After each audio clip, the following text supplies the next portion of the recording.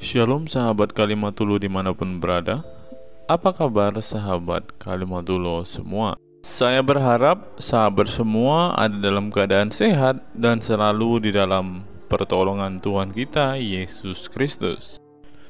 Terus dukung perkembangan channel ini dengan cara like, komen, dan subscribe.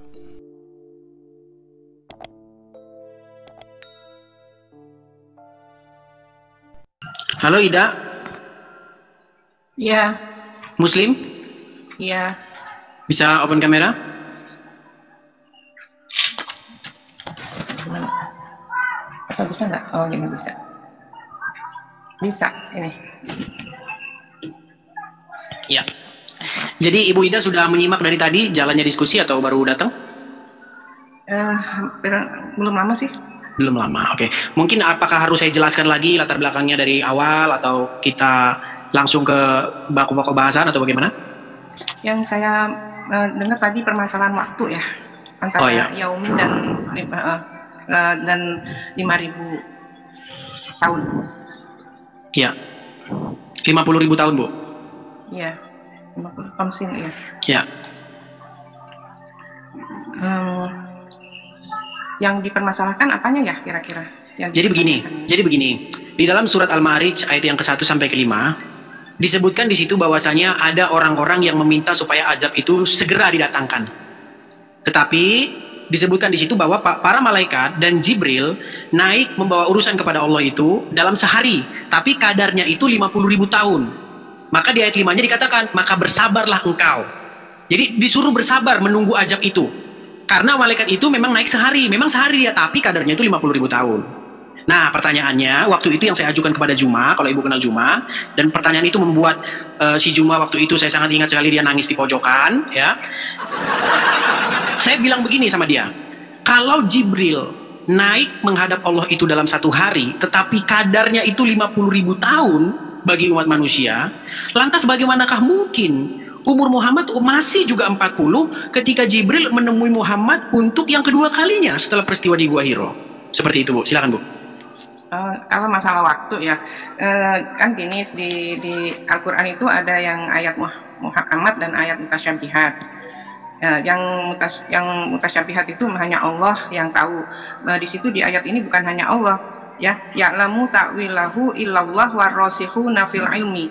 Jadi rasikhuna fil ilmi itu orang yang mendalami ilmu. Jadi bukan semata-mata Allah saja yang tahu, tapi Allah mempersilahkan bagi orang-orang yang ingin mengetahui takwil-takwilnya dipersilahkan. Tentunya juga ada syarat-syaratnya gitu, mengetahui bahasa Arab. Oke, sedikit Ibu. Bang Salam mau turun ke dulu Bang, biar layarnya penuh Bang ya. Ya, silakan. Oke. Tadi Ibu mengatakan bahwasanya orang-orang juga mengetahui takwil dari ayat-ayat mutasyabihat, Bu. Padahal menurut ayat ini tidak pernah dikatakan bahwa orang-orang yang berilmu itu mengerti takwilnya. Orang-orang yang berilmu di ayat ini dikatakan mereka berkata kami beriman, bukan kami mengerti. Saya bacakan ya Bu ya. Saya bacakan dengan jelas dari awal surat Ali Imran ayat yang ke-7. Dialah yang menurunkan Alkitab. Maksud Alkitab di sini adalah Al-Qur'an kepada kamu. Di antara isinya ada ayat-ayat yang muhkamat. Muhkamat itu artinya jelas. Jelas, clear ya. Itulah pokok-pokok isi Al-Qur'an. Dan yang lain ayat-ayat yang mutasabihat. Tadi Ibu katakan bahwa orang-orang berilmu pun mengerti takwil dari mutasabihat. Saya buktikan tidak. Saya bacakan. Adapun orang-orang yang di dalam hatinya condong kepada kesesatan, mereka mengikuti sebagian ayat-ayat yang mutasabihat atau ayat-ayat yang samar daripadanya untuk menimbulkan fitnah, untuk mencari-cari takwilnya. Perhatikan Bu, perhatikan ini. Padahal tidak ada yang mengetahui takwilnya melainkan Allah. Dan orang-orang yang mendalam ilmunya berkata, perhatikan Bu, kami beriman kepada ayat-ayat yang mutasabihat. Tidak pernah di sini dikatakan bahwa orang-orang yang mendalam ilmunya mengerti juga takwilnya. Tidak. Yang dikatakan di sini adalah orang-orang yang berilmu mengatakan kami percaya kepada ayat-ayat yang mutasabihat, bukan kami mengerti takwilnya. Karena jelas di sini dikatakan hanya Allah yang mengerti takwilnya. Maka saya bilang tadi, lalu kenapa umat muslim menghabiskan waktu untuk mentakwil ayat-ayat yang mutasabihat yang jelas-jelas hanya Allah yang mengerti takwilnya, lalu membuang-buang waktu untuk menjelaskan ayat-ayat yang muhkamat yang sudah jelas? Mungkin iman itu tidak sebatas percaya aja ya, tapi kan dibarengi dengan proses keilmuan. Jadi di situ, nah, jadi Al-Quran memang ada yang bahkan ya yang muhkamat aja itu masih bisa ditafsirkan, apalagi yang mutasyabihat. Tapi itu juga ada batasnya. Jadi ada aturan-aturannya. Misalkan di sini ada spesifikasi, misalkan dalam dicondongkan dengan sejarah, dicondongkan dengan ibadah, dicondongkan dengan mungkin kalau bisa jadi itu dengan bahasa ya. Jadi masing-masing manusia memang terbatas, tapi spesifikasi itu akan menunjukkan bahwa penafsiran Al-Quran itu bisa dipercaya, sebab penafsirannya itu bisa dibantu oleh al-hadis dan ilmu-ilmu yang lainnya gitu. Baik. Jadi memang takwilnya hanya Allah yang tahu. Kita dikasih batasan untuk berpikir. La'allakum ta'qilun. Jadi sebatasan berpikir dan mencocokkan keilmuan itu dalam kebenarannya gitu. Jadi kita memang nyari yang benar istilahnya gitu, dengan berdasarkan ilmu-ilmu yang spesifikasi. Kita manusia, kita bukan malaikat dan bukan Tuhan, jadi yang mengetahui segala-gala. Jadi kita hanya dikasih batasan ya, dikasih batasan dengan ilmu-ilmu tertentu begitu. Ya, berarti Ibu sudah berarti Ibu sudah menarik ucapan Ibu bahwasanya orang-orang yang berilmu pun mengerti takwil dari ayat-ayat yang mutasabihat. Itu memang takwil itu dibatasi nama Allah. Kalau mereka itu dengan keimanan dan kepercayaan bisa diterima. Tapi kalau dia hanya menimbulkan fitnah, itu yang ditolak. Bukan Bu, di sini dikatakan begini Bu ya. Ibu kalau bisa buka juga ayat Qur'annya di situ Bu ya. Ali Imran ayat ke-7, bunyinya begini loh Bu, jelas-jelas dikatakan begini. Padahal tidak ada satu orang pun yang mengetahui takwil dari ayat-ayat yang mutasabihat, melainkan Allah. Dan orang-orang yang mendalam ilmunya berkata, kami beriman kepada ayat-ayat yang mutasabihat. Tadi Ibu bilang, orang-orang yang berilmu paham, mengerti takwil dari ayat-ayat yang mutasabihat. Padahal tidak Bu, mereka hanya beriman, bukan dikatakan berilmu. Ilmu itu bagian dari iman. Jadi kita tidak bisa dikatakan percaya begitu saja tanpa dibarengi dengan batasan ilmunya gitu. Oke. Itu kan pendapat Ibu. Artinya di sini berarti fungsi dari dikatakannya bahwa hanya Allah yang mengerti takwilnya apa? Jadi memang misalkan kayak jangankan yang alif lam mim, memang manusia dibatasin itu. Ya, tapi apakah ada seseorang yang mengetahui takwilnya dari alif lam mim? Tapi boleh gitu ya. Sebagian ulama boleh menafsirkan alif lam mim itu gitu, tapi nggak ada yang tahu memang. Nah, kalau tidak ada yang tahu, kenapa Bu harus ditakwilkan? Padahal jelas-jelas di sini orang-orang yang condong kepada kesesatan, mereka mengikuti sebagian ayat-ayat yang mutasabihat daripadanya untuk menimbulkan fitnah, untuk mencari-cari takwil. Malah justru dikatakan untuk mencari. Bu, di sini dikatakan loh Bu, untuk mencari-cari takwil. Makanya begini Bu, banyak menurut ulama ini arti alif lam mim ini, menurut si ini arti alif lam mim ini, menurut si A itu arti alif lam mim itu. Artinya beda-beda semua. Makanya tidak salah dikatakan bahwa umat muslim akan terpecah menjadi 73 golongan, yang satu golongan yang hanya diselamatkan. Karena apa? Karena makanya itu Bu, artinya begini, jelas-jelas dibilang di sini, hanya Allah yang mengerti takwilnya. Tetapi kenapa banyak orang membuang-buang waktu untuk mencari-cari takwil, udah dibilang hanya Allah yang mengerti takwilnya. Dan kenapa juga menjelaskan ayat-ayat yang mukamat. Coba Bu, mukamat itu artinya apa? Yang sudah jelas gitu. Sudah jelas. Kalau sudah jelas dibikin Allah sudah jelas. Kenapa harus capek-capek dijelaskan lagi sama manusia? Lah kan kita ini manusia ini kan berbagai bahasa ya, karena memang Al-Quran bahasa Arab, bagaimana untuk menjelaskan dengan bahasa yang lain, bahkan dengan bahasa Arab sendiri nggak jauh-jauh lah, kita juga punya ya pantun-pantun misalkan bahasa Melayu atau bahasa Indonesia yang kita paham, tapi di situ itu ada makna tersendiri gitu ya, yang harus memang ahlinya yang bisa membahas itu, apalagi Al-Quran. Jadi kita juga dikasih kesempatan sama Allah, yaitu rasikhuna fil ilmi. Jadi orang-orang itu dikasih juga la'allakum taqilun, la'allakum tazakkarun ya ulil albab. Jadi kita dikasih akal supaya kita juga bisa memahami dan mengimani ayat-ayat itu. Itu pun ada batasannya, harus yang berilmu gitu ya. Mungkin di Al-Quran ada tentang sejarah, jadi orang-orang yang ahli sejarah, dari bahasa juga ahli-ahli bahasa. Jadi tidak semata-mata terus muhkamat itu semua orang paham, nggak gitu. Tetap mencari orang yang ini menarik ini. Oke, kita melebar ya. Oke, nggak apa-apa. Kita karena bahas Al-Ma'arij nanti juga sama jawabannya gini. Tadi Ibu mengatakan bahwasanya harus orang-orang yang ahli sejarah dan lain sebagainya. Saya katakan begini, saya harus terus terang mengatakan begini. Saya melihat atau mencium satu indikasi adanya sebuah peniruan yang dilakukan oleh para ulama kepada agama Kristen. Saya kasih contoh Bu. Saya sudah baca Al-Quran selama 13 tahun. Saya tidak pernah ketemu Bu di dalam Al-Quran ini bahwasanya istri dari Adam itu adalah Hawa. Saya nggak pernah ketemu itu Bu. Saya mau tanya sama Ibu, dapat dari mana umat Islam bahwa istri Adam itu Hawa? Gini ya, kalau saya memang tidak mendalami sejarah, tapi kita itu ada iman namanya. Sebentar Bu, gini Bu, tadi kan Ibu bilang orang yang ahli sejarah. Nah, kemudian saya bantah, saya bilang begini, bukan ahli sejarah Bu, tapi meniru Kristen. Saya kasih tahu sama Ibu informasinya gini. Satu-satunya kitab yang bilang bahwa pasangan dari Adam itu adalah Hawa, itu hanyalah kitab Bible. Ibu cari kitab apa di seluruh dunia, nggak ada itu selain dari Bible. Nah, umat Muslim juga bilang bahwa istri dari Adam itu namanya Hawa. Saya mau tanya sama Ibu, apakah itu jiplak dari Bible atau dari Al-Quran sendiri? Begini ya, Islam itu bukan hanya Al-Quran ya. Islam itu kita mengimani beberapa nabi. Yang paling wajib adalah 25 nabi, dari mulai Nabi Adam sampai Nabi Muhammad, bahkan Isa Al-Masih juga kita harus iman itu. Nah, tentunya di sini ada beban tanggung jawab para ahli ilmu dan ahli agama bagaimana membenarkan Al-Quran ini ya dikaitkan dengan kita cari referensi. Mungkin di dalam kitab orang Kristen. Dari kitabnya orang Kristen. Jadi, ya bisa jadi. Karena Nabi yang tidak apa-apa ini. Karena Nabi Muhammad itu juga bergaul dengan para rohibunet, para pendeta-pendeta di sana. Di situ para pendeta-pendeta itu juga ada. Maaf, berarti ada kemungkinan. Muhammad meniru. Berarti ada kemungkinan Muhammad meniru. Bukan meniru ya. Tadi kan Gini. Mengambil, bukan meniru. Mengambil itu artinya meniru, Bu. Artinya ngambil dari kitabnya Kristen. Tapi itu juga kita tidak semata-mata langsung mengambil.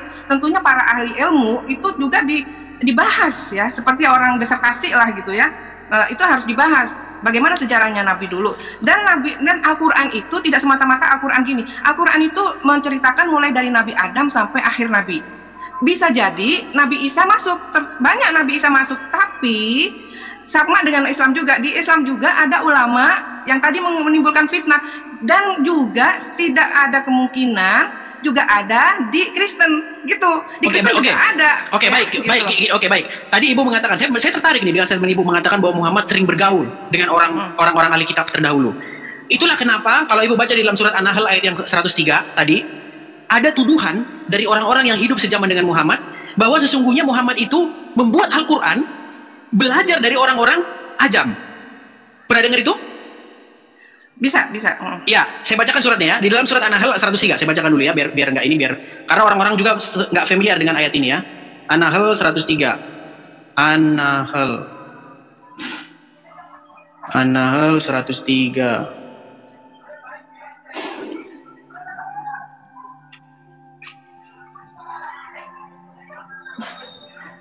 Ya, saya bacakan ya Bu ya. Nih, sesungguhnya dan sesungguhnya kami mengetahui bahwa mereka berkata, mereka ini maksudnya orang-orang yang tidak percaya kepada Islam ya. Sesungguhnya Al-Quran itu diajarkan oleh seorang manusia kepada Muhammad.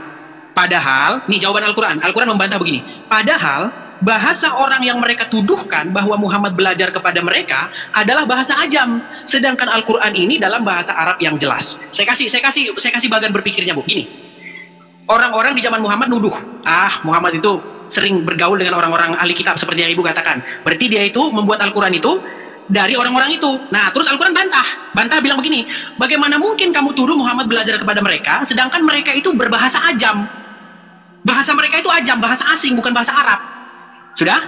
Ini logika yang dibangun Al-Quran. Nah, sedangkan Al-Quran itu bahasa Arab yang jelas. Jadi, Al-Quran ingin membantah syubhat itu dengan mengatakan, bagaimana mungkin kamu tuduh Quran ini belajar daripada orang asing, sedang mereka bahasanya bukan bahasa Arab, sedang Quran ini bahasa Arab yang jelas. Sepakat? Ya. Oke, sekarang kita uji apakah yang benar Al-Quran, apakah tuduhan orang-orang ini bahwa Muhammad belajar daripada orang ajam. Saya tanya sama Ibu, benarkah bahwa bahasa Al-Quran itu sangat-sangat jelas seperti kata klaim Al-Quran bahwa Al-Quran itu dalam lisanun Arabiyyan mubin? Ini ya, dalam Al-Quran itu memang menyeluruh ya. Jadi memang Al-Quran mayoritasnya bahasa Arab ya, Arabiyyan lisanun mubin itu ya.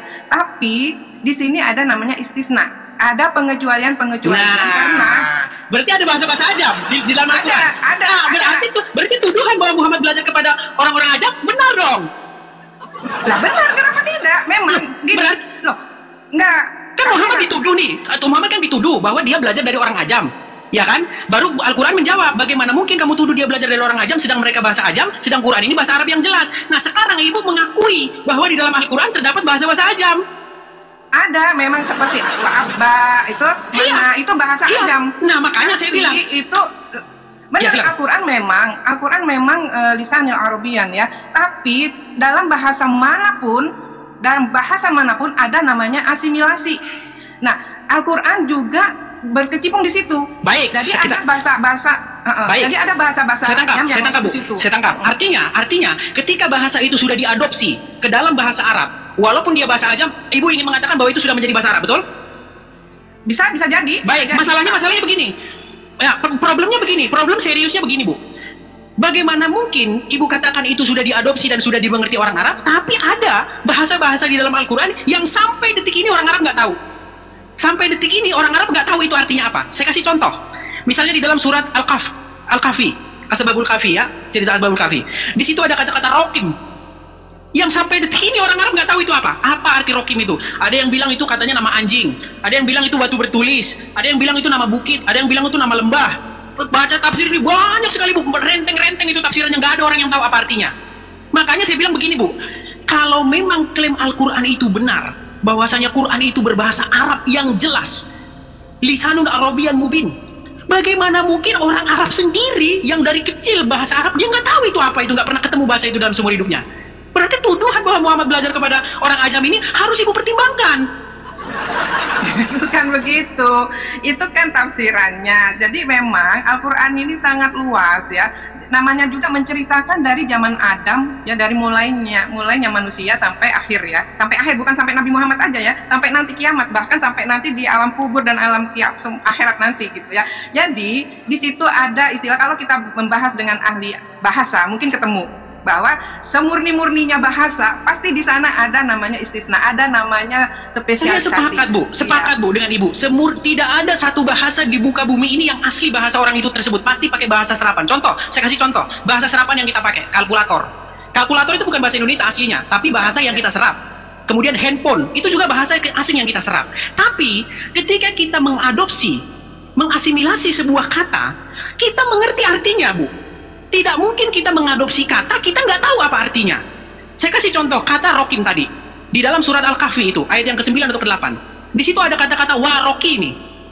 Dan kalau ibu baca tafsir, menurut ini artinya nama anjing, menurut Cipulan namanya lembah, menurut nggak ada satupun yang tahu itu artinya. Bahkan kalau ibu baca kitab-kitab tafsir, Ibnu Abbas sendiri mengatakan, bukan Ibnu Abbas, Umar bin Khattab mengatakan ini adalah takuluf, untuk mengetahui sesuatu yang di luar jangkauan saya. Yang ibu baca tadi misalnya tentang apa tadi itu ibu bilang di dalam surat Abasa itu tadi? Apa tadi? Kata apa itu? Mana masal? Bukan mana. Abba. Kata ayah Abba.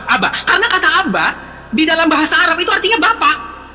Arti Abba itu bahasa Arab itu bapak, kata dasarnya bapak. Tapi kalau ibu baca terjemahan itu artinya jadi rumput, rerumputan artinya. Nah, itu tumbuhan. Nah, ternyata Bu, kalau ibu pernah baca buku yang berjudul The Syrio-Aramaic of Quran, ya, itu buku yang ingin merekonstruksi bahasa asli Al-Quran itu apa. Di dalam buku itu dijelaskan, diuraikan panjang lebar, ternyata kata Abba itu adalah bahasa Syria, yang artinya itu adalah tanam-tanaman, tumbuh-tumbuhan. Nah, makanya tuduhan bahwa Muhammad belajar dari orang ajam itu, Bu, itu bukan tuduhan sembarangan. Bukan tuduhan yang main-main. Mereka tidak asal tuduh. Mereka itu punya bukti-bukti bahwa ini Al-Quran ini pasti bukan bahasa Arab ini bahasa campur-campur menurut pikiran mereka. Makanya Quran membantah, membuat sebuah klaim yang mengatakan bahwa Quran ini bahasa Arab yang jelas. Tapi nyata ibu sendiri mengakui bahwa di dalam Al-Quran ada bahasa-bahasa yang bukan bahasa Arab.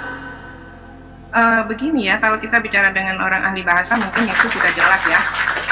Sebab bahasa itu bisa mengklaim, kita ini bahasa Jawa, kita klaim bahasa Jawa, tapi kadang-kadang ada juga serapan gitu. Jadi Al-Quran pun tidak salah. Al-Quran tidak salah kalau Al-Quran sendiri bilang ini Arabian, ya, itu nggak salah. Sebuah serapan itu sudah mutlak di dalam seluruh bahasa. Nah, kalau tadi memang belum diketahui kosakata yang di surat Al-Kahfi, itu memang tugas untuk bagaimana kita itu bisa menyelami Al-Quran. Jadi makanya dalam Islam, setelah kita mengkaji, setelah kita membahas, setelah kita benar-benar meneliti itu, kita pasti terakhir itu wallahu a'lam. Kita serahkan kebenaran itu kepada Allah. Nah, batasan manusia ada istilahnya, oh ini ternyata cocoknya dengan kata ini, oh cocoknya ini. Itu nanti ada rangkaian ahli bahasa, kerjasama dengan ahli antropologi, kerjasama dengan ahli sejarah, dan lain-lain. Jadi kita akan, bahkan kita juga dengan ahli Injil gitu ya, dengan ahli Injil, karena Injil juga disebutkan dalam Al-Quran ba'duhum benar dan ba'duha juga kita harus dikaji gitu. Ya, masalahnya begini Bu. Oke, baik, terima kasih. Saya terima jawaban Ibu. Tapi masalahnya gini, fokus kita kan adalah kepada klaim Al-Quran yang mengatakan bahwa Quran itu berbahasa Arab yang jelas. Iya, tapi bisa jadi. Tapi gini, boleh. Tadi itu boleh. Iya, masalahnya gini Bu. Masalahnya kenapa kalau Quran itu betul-betul bahasa Arab, tapi tidak ada satu orang Arab pun yang mengerti itu maknanya? Pak Ibu tadi bilang dengan mengatakan begini, itu tugas kita untuk memahaminya. Ujung-ujungnya nanti jawabannya wallahu alam. Nah, sekarang begini Bu, masalahnya begini. Tujuan kalau Ibu baca di dalam surat Yusuf ayat yang kedua, di situ dikatakan begini, Quran ini diturunkan kepada kamu dalam berbahasa Arab supaya kamu memahaminya. Jadi latar belakang kenapa Quran ini diturunkan dalam bahasa Arab supaya kamu bisa memahaminya. Tetapi Ibu baru bilang ternyata ada ayat yang nggak bisa dipahami. Lalu apa tujuannya Quran itu dibuat bahasa Arab supaya untuk dipahami tapi orang nggak bisa paham? Nah, ini menurut saya Bu, ini kebetulan saya 13 tahun, saya Kristen Bu ya, Kristen tapi bahasan saya itu memang Al-Quran. 13 tahun lamanya saya mendalami Al-Quran. Jadi saya membuat satu logika begini, apakah mungkin Al-Quran membuat jawaban atas sebuah polemik yang ada di dalam Al-Quran bahwa banyak orang Arab yang tidak paham ini, lalu dimunculkanlah ayat surat Ali Imran ayat yang ke-7 tadi yang mengatakan tidak seorang pun yang mengerti takwilnya kecuali Allah. Di dalam benak saya nih Bu, di dalam benak saya, apakah ayat itu dibuat sebagai alibi supaya iman itu bisa bertahan? Dibuatlah ayat bahwa, oh kalau begitu ayat-ayat yang mutasabihat ini hanya Allah yang mengerti takwilnya, tidak seorang pun yang mengerti takwilnya, dan orang-orang yang berilmu berkata kami beriman. Pertanyaan saya kepada Ibu, apakah ayat itu dibuat untuk menjawab sebuah alibi dari klaim Al-Quran bahwa tujuan Al-Quran itu dibuat dalam bahasa Arab supaya dipahami, tapi ternyata setelah orang Arab baca dan juga nggak paham, dibuatlah ayat itu? Silakan Bu. Ini ya, kalau dalam Al-Quran sendiri atau Rasulullah bilang juga gitu ya, bersabda bahwa orang Arab itu bukan semata-mata bangsa yang dilahirkan di Arab. Kalau dalam hadisnya ya. Jadi siapa saja yang memahami bahasa Arab, siapa saja yang mempelajari bahasa Arab dan menggunakan bahasa Arab, itulah Arabian. Jadi jangan mengklaim bahwa orang Arab itu tidak tahu ya, karena dia tidak ada ilmunya. Tapi bagi orang Arab yang berilmu, saya rasa paham gitu. Gini Bu, ini bukan masalah kita tidak tahu Bu. Saya kasih contoh misalnya begini, kalau ada kalimat bahasa Indonesia begini, makan telur kereta api gitu, makan telur kereta api kipas angin. Semua orang Indonesia dia ngerti kata-katanya itu ngerti. Tapi yang saya bahas di sini Bu, bukan soal mengerti maknanya, tapi terjemahannya itu nggak ada. Saya kasih contoh. Saya buat kalimat begini, tungkriung, krakucak, buru kutuk. Semua orang Indonesia nggak ada yang tahu itu apa, karena itu bukan bahasa Indonesia. Nah, yang saya maksudkan di sini Bu, bahwa ada ayat di dalam Al-Quran Bu, yang kosakatanya itu orang Arab itu nggak tahu apa, dan mengatakan ini bukan bahasa Arab ini. Bahkan sebab Umar bin Khattab ya, dikatakan di dalam tafsir mengenai kata Aba itu tadi ya, dalam surat Abasa itu, dia nggak tahu, dia orang Arab loh Bu. Umar bin Khattab orang Arab. Kemudian siapa? Bapaknya Aisyah? Bapaknya Aisyah siapa? Abu Bakar. Dikatakan kan kalau Ibu baca tafsir itu kan, Abu Bakar, kemudian Umar bin Khattab tidak tahu apa itu arti Abba. Ya kan? Bagaimana mungkin Bu? Di situ dikatakan bahwa Quran itu bahasa Arab. Gitu loh. Aduh, kita kalau tentang bahasa kita kembali ke ahli bahasa aja ya. Mungkin ahli bahasa itu bisa menjelaskan bahwa memang ada serapan-serapan kata ya yang memang masuk ke dalam bahasa tertentu gitu. Tidak terkecuali bahasa di Al-Quran itu sendiri. Mengenai makna yang belum diketahui itu tugas kita. Bahkan tugas orang Kristen juga. Nah, saya di sini mencoba memberi pemahaman Bu kepada teman-teman saya Muslim. Cuman banyak yang nuduh saya, dibilang ngapain kamu bahas gitu. Gini loh teman-teman ya. Waktu saya baca Quran, ini juga mungkin termasuk kritik kepada Ibu juga bisa bantah ini. Waktu saya baca Quran, terus-menerus berkali-kali dibilang dalam Al-Quran itu, beriman kepada Injil, kepada Taurat, beriman kepada Injil, kepada Taurat, beriman kepada Injil, kepada Taurat. Tapi yang saya lihat, umat Muslim banyak yang alergi. Waktu saya bilang Injil alergi, saya bilang Taurat alergi. Mereka lebih senang membaca kitab tafsir Bukhari, tafsir Ibnu Katsir, tafsir Jalalain yang sama sekali tidak pernah disebut sekalipun oleh Al-Quran. Al-Quran mengatakan, jika kamu ragu-ragu tentang apa yang diwahyukan kepada kamu, tanyakanlah orang yang membaca kitab sebelum kamu, bukan sesudah. Kalau kitab Ibnu Katsir kan sesudah Quran, kitab Jalalain kan sesudah Quran. Kenapa umat muslim malah merujuk kepada kitab yang sesudah Quran? Bukan merujuk kepada kitab yang sebelum Quran seperti yang Quran gembar-gemborkan gitu loh. Gini, boleh kita bicara? Iya, silakan Bu. Gini ya, dalam Islam diajarkan toleransi, ya, lakum dinukum waliyadin, itu saya pegang betul.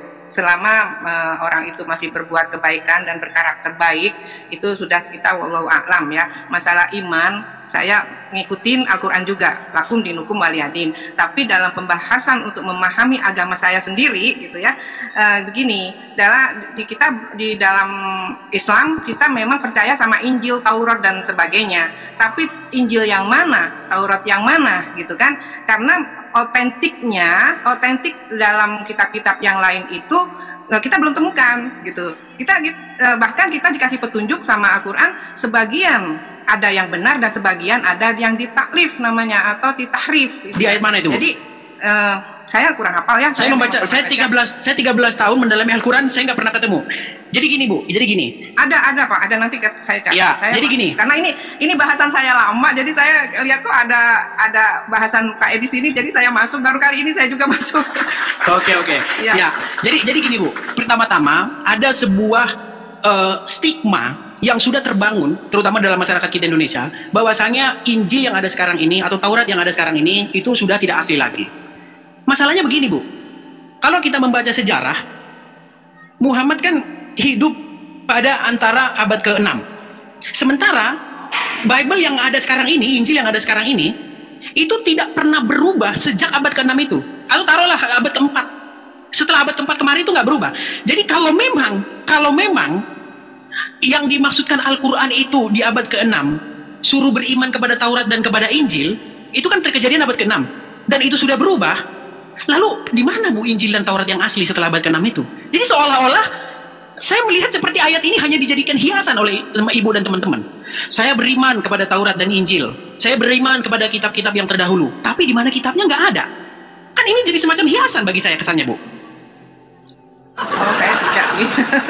Kalau saya sendiri, bahkan saya ini orang Islam, saya masih menghargai Injil karena di Injil itu masih ada kebenaran gitu. Cuman memang tugas kita sebagai ahli ilmu mungkin ya yang mau membahas perlu penelitian lagi gitu, supaya memang betul-betul seperti Al-Quran juga diteliti, tidak sembarangan Quran langsung dikumpulkan langsung menjadi Al-Quran itu tidak. Jadi proses juga ya, proses pertama mengumpulkan tulisan-tulisan yang di batu, di kulit, di pelepah, itu pun dengan ahli-ahli ilmu itu tidak sembarangan langsung disatukan, itu proses banget. Mungkin kitab-kitab yang lain boleh memproses itu juga gitu. Tapi saya mempercayai Injil dan Taurat, walaupun perjanjian lama dan perjanjian baru itu ada di depan kita, saya dengan petunjuk agama saya meyakini yang benar dan meyakini yang tidak benar gitu juga gitu ya. Iya, tapi oke, ya gini, tapi bagaimana mungkin Ibu bisa memahami Al-Quran itu dengan benar tanpa kitabnya orang Kristen?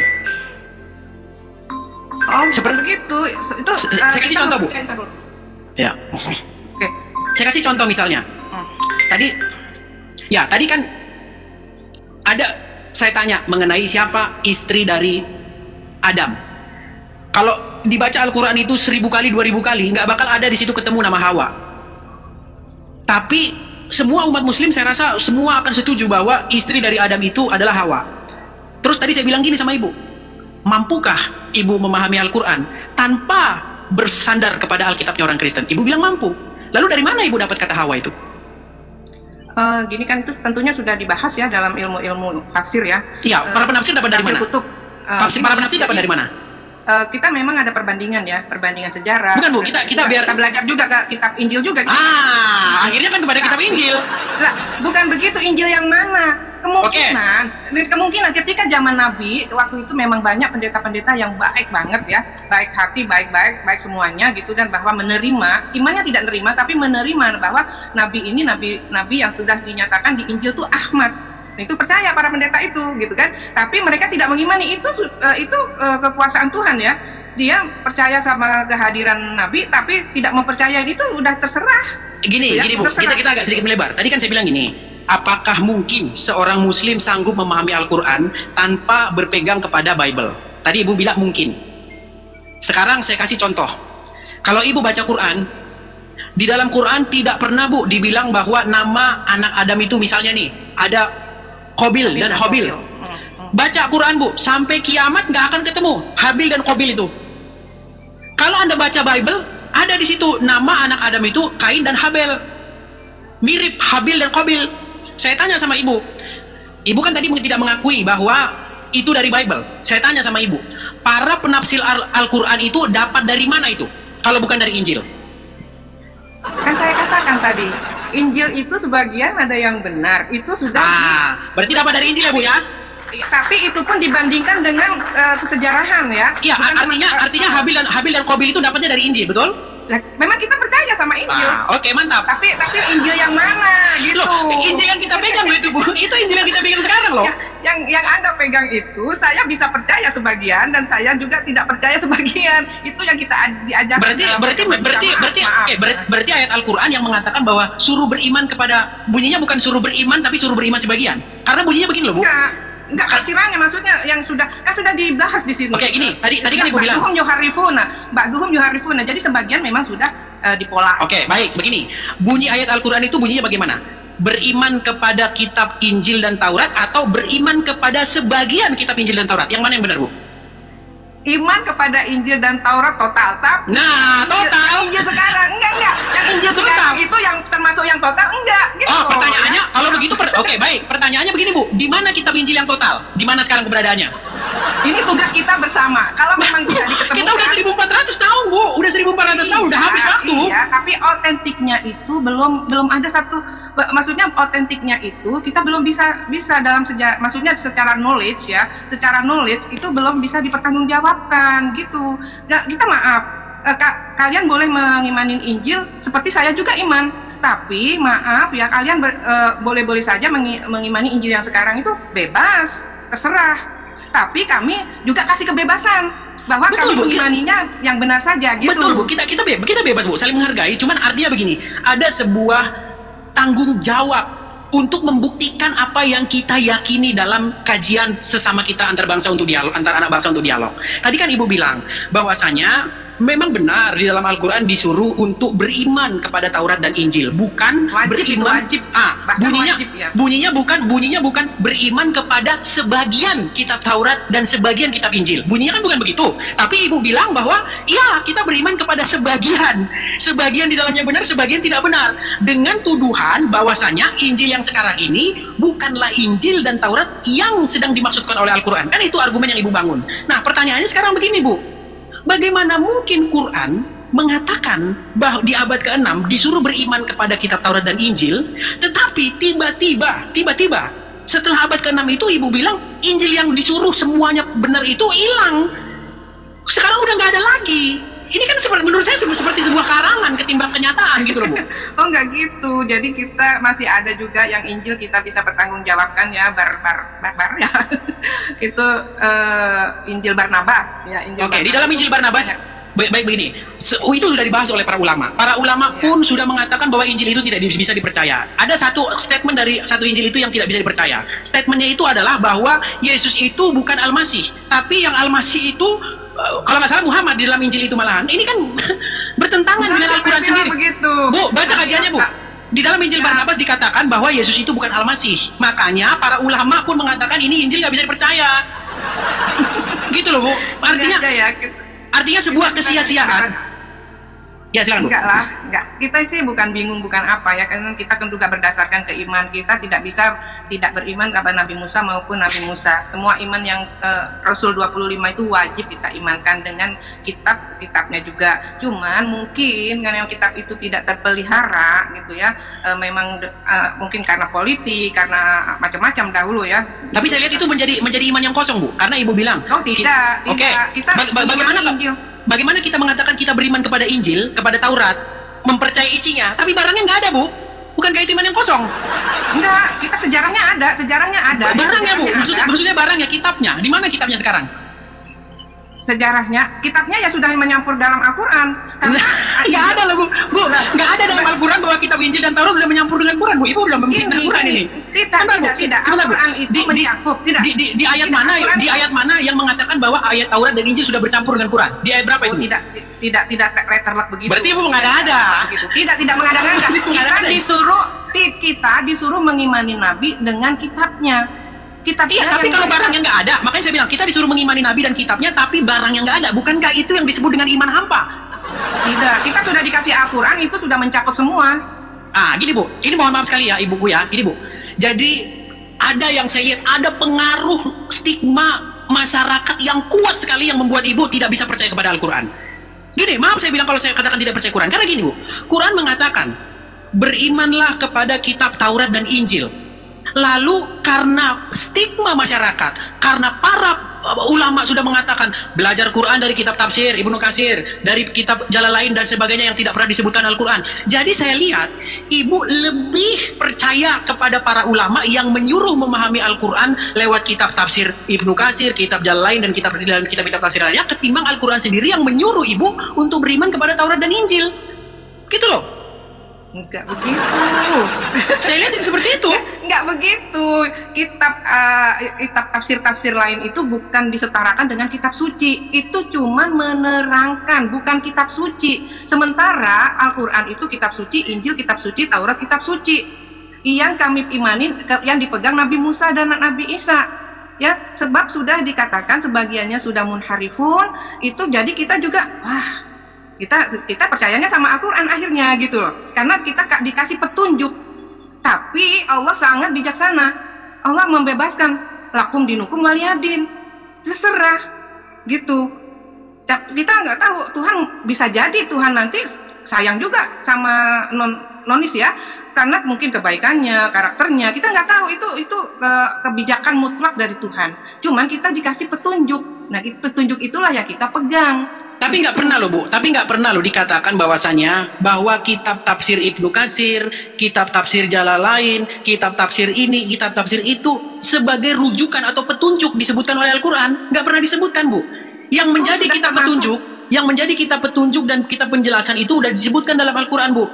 Al-Quran, Taurat, Injil, Jabur. Tapi kenapa yang saya lihat umat muslim kok malah yang jadi kitab petunjuk malah kitab Sahih Bukhari, kitab tafsir ini, kitab tafsir itu, yang nggak pernah sama sekali disebutkan Quran. Itu bukan kitab suci, itu hanya tafsir. Betul Bu, tapi kan dijadikan rujukan oleh umat muslim. Kemarin ada banyak santri dari Lombok, mereka bikin video, mereka bakar kitab-kitab tafsir. Kenapa anak-anak itu melakukan semacam itu? Enggak, memang ada kejadian, bisa cek aja di YouTube bahwa anak-anak pesantren membakar kitab tafsir. Ibu cek aja. Makanya kan sekarang kan udah zaman internet Bu. Banyak orang itu yang punya ekspresi tapi takut. Mereka punya pandangan yang berbeda tapi takut dipersekusi, takut dibilang penistaan. Mereka melakukan ekspresi dengan membakar kitab-kitab tafsir itu dengan bilang begini. Saya nggak salahkan kitab tafsir ini, kata dia dalam video itu, masih bisa dicek, mungkin videonya masih ada, cek aja di YouTube. Dia bilang begini, saya nggak salahkan kitab ini. Yang saya sayangkan semua orang Islam sudah dibikin nggak bisa keluar dari kitab ini penafsirannya dengan Al-Quran. Jadi mereka merasa terkangkang atau mereka merasa terkungkung oleh yang namanya Ibnu Katsir, Jalalain dan lain sebagainya, sehingga mereka tidak boleh punya pandangan lain selain dari pandangan mereka. Bukankah ini semacam suatu pembatasan berpikir Bu? Padahal Al-Quran sudah mengatakan bahwa Quran itu kitab jelas. Yang benar bukan begitu. Tafsir itu makanya para ulama itu, para ahli kitab yang bukan kitab suci ya, itu pasti di akhirnya itu wallahu a'lam. Jadi kita juga bisa menolak, bisa mengkritisi dengan ilmu, bukan hanya tafsir ya, kitab tafsir. Bahkan umat Islam itu mempercayai, ya bukan mengimani ya, percaya ya kepada buku-buku lama, ya buku-buku referensi yang bukan tafsir itu juga dipakai, apalagi tafsir tafsir bisa jadi ada salahnya. Kitab yang buku-buku referensi yang lain juga bisa jadi ada salahnya. Nah, tugas kita bagaimana untuk otentik keilmuan ini bisa kita dapatin. Iya, kalau kita merujuk kepada Al-Qur'an, Bu, artinya begini, bahwa untuk memahami Al-Qur'an itu disebutkan dalam satu ayat, jika kamu ragu-ragu tentang apa yang kami wahyukan kepadamu, maka tanyakanlah orang yang membaca kitab sebelum kamu. Disuruh nanya kepada orang-orang yang membaca kitab sebelum kamu, tapi kenyataannya di lapangan, Bu, orang Islam nanya apa? Apa pernah orang Islam nanya kepada orang yang membaca kitab sebelum kamu? Malah nanyanya kepada kitab yang orang membaca kitab sesudah Quran. Bukankah ini kebalik-balik, Bu? Saya bilang. Enggak begini. Jadi orang mufasirin, namanya itu orang-orang ahli tafsir itu, orang mufasirin itu tidak semata-mata menafsirkan gitu, tapi itu ada kaitannya dengan keilmuan yang sebelumnya. Otentik referensi juga ya. Jadi di buku-buku tafsir itu ada referensinya semuanya. Bisa jadi salah, bisa jadi gitu ya. Cuman ya tugas kita ini yang mana kita cari yang benar. Kalau memang ini sudah benar dan bisa diotentikan dengan keilmuan yang lain, ya sudah. Wallahu a'lam gitu. Wallahu a'lam maksudnya ya benar gitu. Cuman ya 100 ya. Oh, gitu berarti maksud Ibu, apakah para penafsir itu sendiri sudah menanya kepada orang-orang yang membaca kitab sebelumnya? Dalam Islam itu guru itu memang ada silsilah. Bahkan hadis sendiri kalau yang melompat antara silsilah ya, urut-urutan pertemuan guru itu tidak dimasukkan dalam hadis sahih. Bisa namanya hadis ifrad, hadis dhaif, dipilah gitu ya. Tapi dalam Islam hadis sendiri ya, jangankan Al-Qur'an, hadis sendiri itu tidak sembarangan langsung dipaparkan kepada umat, tapi melalui proses keilmuan yang tajam gitu. Jadi tapi gini, tapi bukankah itu hanya sekedar subjektif? Misalnya nih, si A bilang, oh hadis ini nggak sahih, tapi si B bilang sahih. Saya lihat tidak ada sebuah standar yang jelas untuk menentukan hadis itu sahih. Saya lihat hanya standar yang subjektif. Saya kasih contoh misalnya, Bu. Ini hadis yang sangat terkenal dan ini banyak membuat umat muslim yang kelas generasi Z itu geger ya, Bu ya. Bahwasanya dinarasikan dalam hadis itu bahwa Muhammad menikahi Aisyah ketika Aisyah itu berumur 6 tahun atau 7 tahun dan hidup berumah tangga dengan Muhammad pada waktu Aisyah berumur 9 tahun. Saya mau tanya Ibu pribadi, menurut Ibu itu hadis sahih atau tidak? Saya tidak mengatakan itu hadis sahih atau tidak karena saya nggak punya, berarti Ibu nggak punya jawaban jelas ini. Bukan gitu. Gimana? Tapi kalau memang di dalam kitab itu sudah ada yang menyatakan itu hadis itu sahih, ya kita lihat, kita teliti gitu. Kalau saya tidak bisa langsung bilang oh iya itu sahih gitu, enggak. Saya harus bisa apa yang saya. Berarti Ibu diawang-awang? Enggak diawang-awang. Terus itu sahih atau tidak? Kita terima itu, tapi kita harus ngecek gitu. Kita harus ngecek. Ya, itu sudah ditaruh loh di dalam, itu sudah ada dalam kitab Sahih Bukhari loh, Bu. Ya nggak apa-apa, Sahih Bukhari juga bisa dilawan gitu istilahnya ya kalau memang. Berarti Ibu ingin membuat gerakan untuk melawan Sahih Bukhari? Ya kalau di sana kita temukan yang tidak benar. Berarti menurut Ibu itu nggak benar? Itulah makanya bukan kita percaya Sahih Bukhari itu sudah diteliti sedemikian mungkin ya. Begitu juga ilmu kedokteran ya. Ilmu kedokteran dari turun temurun oke, itu udah benar. Tapi sewaktu-waktu kalau kita ketemu dengan hal yang tidak bagus ya, apa malpraktek atau gimana, itu tergantung manusianya. Baik, begitu juga hadis. Berarti kesohihan hadis itu hanya ditentukan karena itu tidak baik, walaupun itu sekalipun fakta. Gini ya, kita saya melihat Ibu membantah kesohihan hadis itu hanya karena itu tidak baik. Sekalipun itu fakta, kalau tidak baik, maka menurut Ibu tidak sohih. Bukan itu nyata, beritanya bisa kita terima, tapi alur kesohihannya juga kita harus teliti. Kalau memang sudah di mutafakun alaih, itu namanya sudah dibahas sama para ulama, kita percaya dulu. Kalau memang kita niat untuk membenarkan, harus kita teliti, dan tidak bisa saya sendiri gitu. Bukan, yang saya tangkap begini, saya melihat ada hati nurani Ibu yang mengatakan bahwa pernikahan atau menikahi anak di bawah umur itu menurut Ibu tidak baik. Saya melihat aura itu di dalam diri Ibu, sehingga Ibu ketika saya tanya apakah hadis itu benar, Muhammad menikahi Aisyah itu umur 6 tahun atau 7 tahun dan hidup berumah tangga umur 9 tahun, Ibu tidak bisa memberi jawaban tegas. Ibu diawang-awang saya lihat. Nah, saya pertanyaan, oke, kalau gitu itu sahih atau tidak, Bu? Aduh, saya kan sudah bilang, ini sudah dinyatakan para ulama mutafakun alaih. Kita terima dulu. Kalau kita punya niat, oh ini kebenarannya sampai di mana, boleh kita teliti lagi. Berarti apakah para ulama itu sedang mengatakan bahwa Bukhari yang membuat kitab itu bohong, meriwayatkan kabar bohong? Enggak lah. Terus mutafakun alaih itu sudah terpercaya, bukan bohong. Iya, terus bagi ibu sendiri itu benar gitu ya? Kalau saya niat, oh ini ada misalkan salah satu hadis ya, oh ini kayaknya dalam keilmuan atau dalam sejarah agak melenceng misalkan nih. Nah ini perlu dibahas, perlu diteliti. Oke, artinya ulama-ulama zaman sekarang yang hidup di tahun 2024 lebih pintar daripada Bukhari. Oh tidak hanya kepintaran ya, di dalam Islam tuh amanah, pintar, bertemu dengan guru yang amanah juga gitu kan, kata-katanya itu persis gitu ya, sanadnya gitu ya, dan rawinya itu sudah disaring istilahnya gitu. Jadi kita harus percaya itu karena sudah mutafakun alaih. Tapi boleh jadi generasi ini kalau menemukan sesuatu yang janggal, bisa jadi bisa meneliti lagi, nggak masalah. Kenapa janggal? Kenapa janggal, Bu? Kenapa janggal? Kalau ada, saya bilang kalau ada, kalau menemukan. Menurut ibu, ayat yang membahas Muhammad menikahi Aisyah berumur 6 atau 7 tahun dan hidup berumah tangga ketika Aisyah berumur 9 tahun, janggal atau tidak? Gini ya, untuk kemaslahatan mungkin bisa jadi ketenangan orang tua apa, jadi Aisyah diserahkan kepada Nabi Muhammad bisa jadi. Jangan kan di Arab ya, di Madura begitu. Baru brojol aja sudah dijodoh-jodohin, bisa jadi gitu ya, bisa jadi, tidak masalah. Tapi kepastiannya gimana Ibu? Saya nggak ngerti asal tidak ada kekerasan. Kalau saya begitu, kalau di situ ada rahmah, ada kebaikan, nggak masalah. Yang kita dalam Islam itu nggak boleh yang mufsadat istilahnya ya, nggak boleh merugikan, tidak boleh yang kekerasan lah istilahnya itu, begitu. Silahkan saja kalau sudah cocok, nggak masalah gitu. Bagi negara Indonesia misalkan dikasih batas umur 17 atau 21, itu sah-sah saja dikasih peraturan itu. Kenapa? Untuk menjaga kemaslahatan. Tapi kalau di sana ada juga orang yang menikah di bawah umur tapi tidak membawa kemudorotan, nggak masalah bagi saya gitu. Asal tidak ada kekerasan. Dalam Islam itu tidak boleh kekerasan. Oke, baik Bu. Jadi ini karena berhubung diskusinya sudah panjang lebar, mungkin apakah Ibu ingin menyediakan kepada teman-teman muslim yang lain atau mau dilanjutkan? Silakan saja. Kalau mau ditutup juga silakan. Bebas. Ini ada 1.500 orang yang menonton. Cuman maksud saya, ya, jadi maksud saya gini Bu, kita kan sebenarnya yang kita bahas tadi itu mengenai para malaikat ya, dan Jibril yang naik menghadap Allah itu, yang kadarnya itu 50.000 tahun. Ya. Jadi jawaban Ibu bagaimana itu tadi Bu? Bisa jadi ya, karena memang Allah juga menciptakan langit itu 60 tahun malah gitu ya. Itu hitung-hitungan akhirat, karena kita belum tahu akhirat ya, dinisbatkan satu harinya itu sekian tahun gitu ya, sekian tahun lamanya. Ya itu sih nggak masalah bagi saya.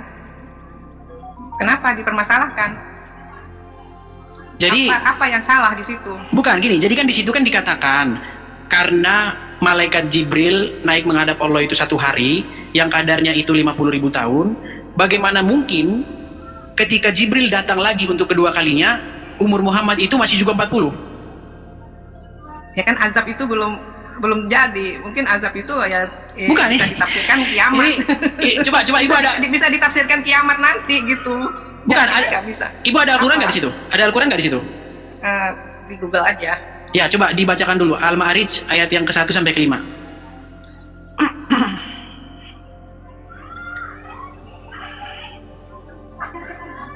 Sebentar ya. Mohon maaf ya, saya sebisa itu. Ya, senang juga sih ketemu dengan Bang Edis. Ma'arij ya. Ya.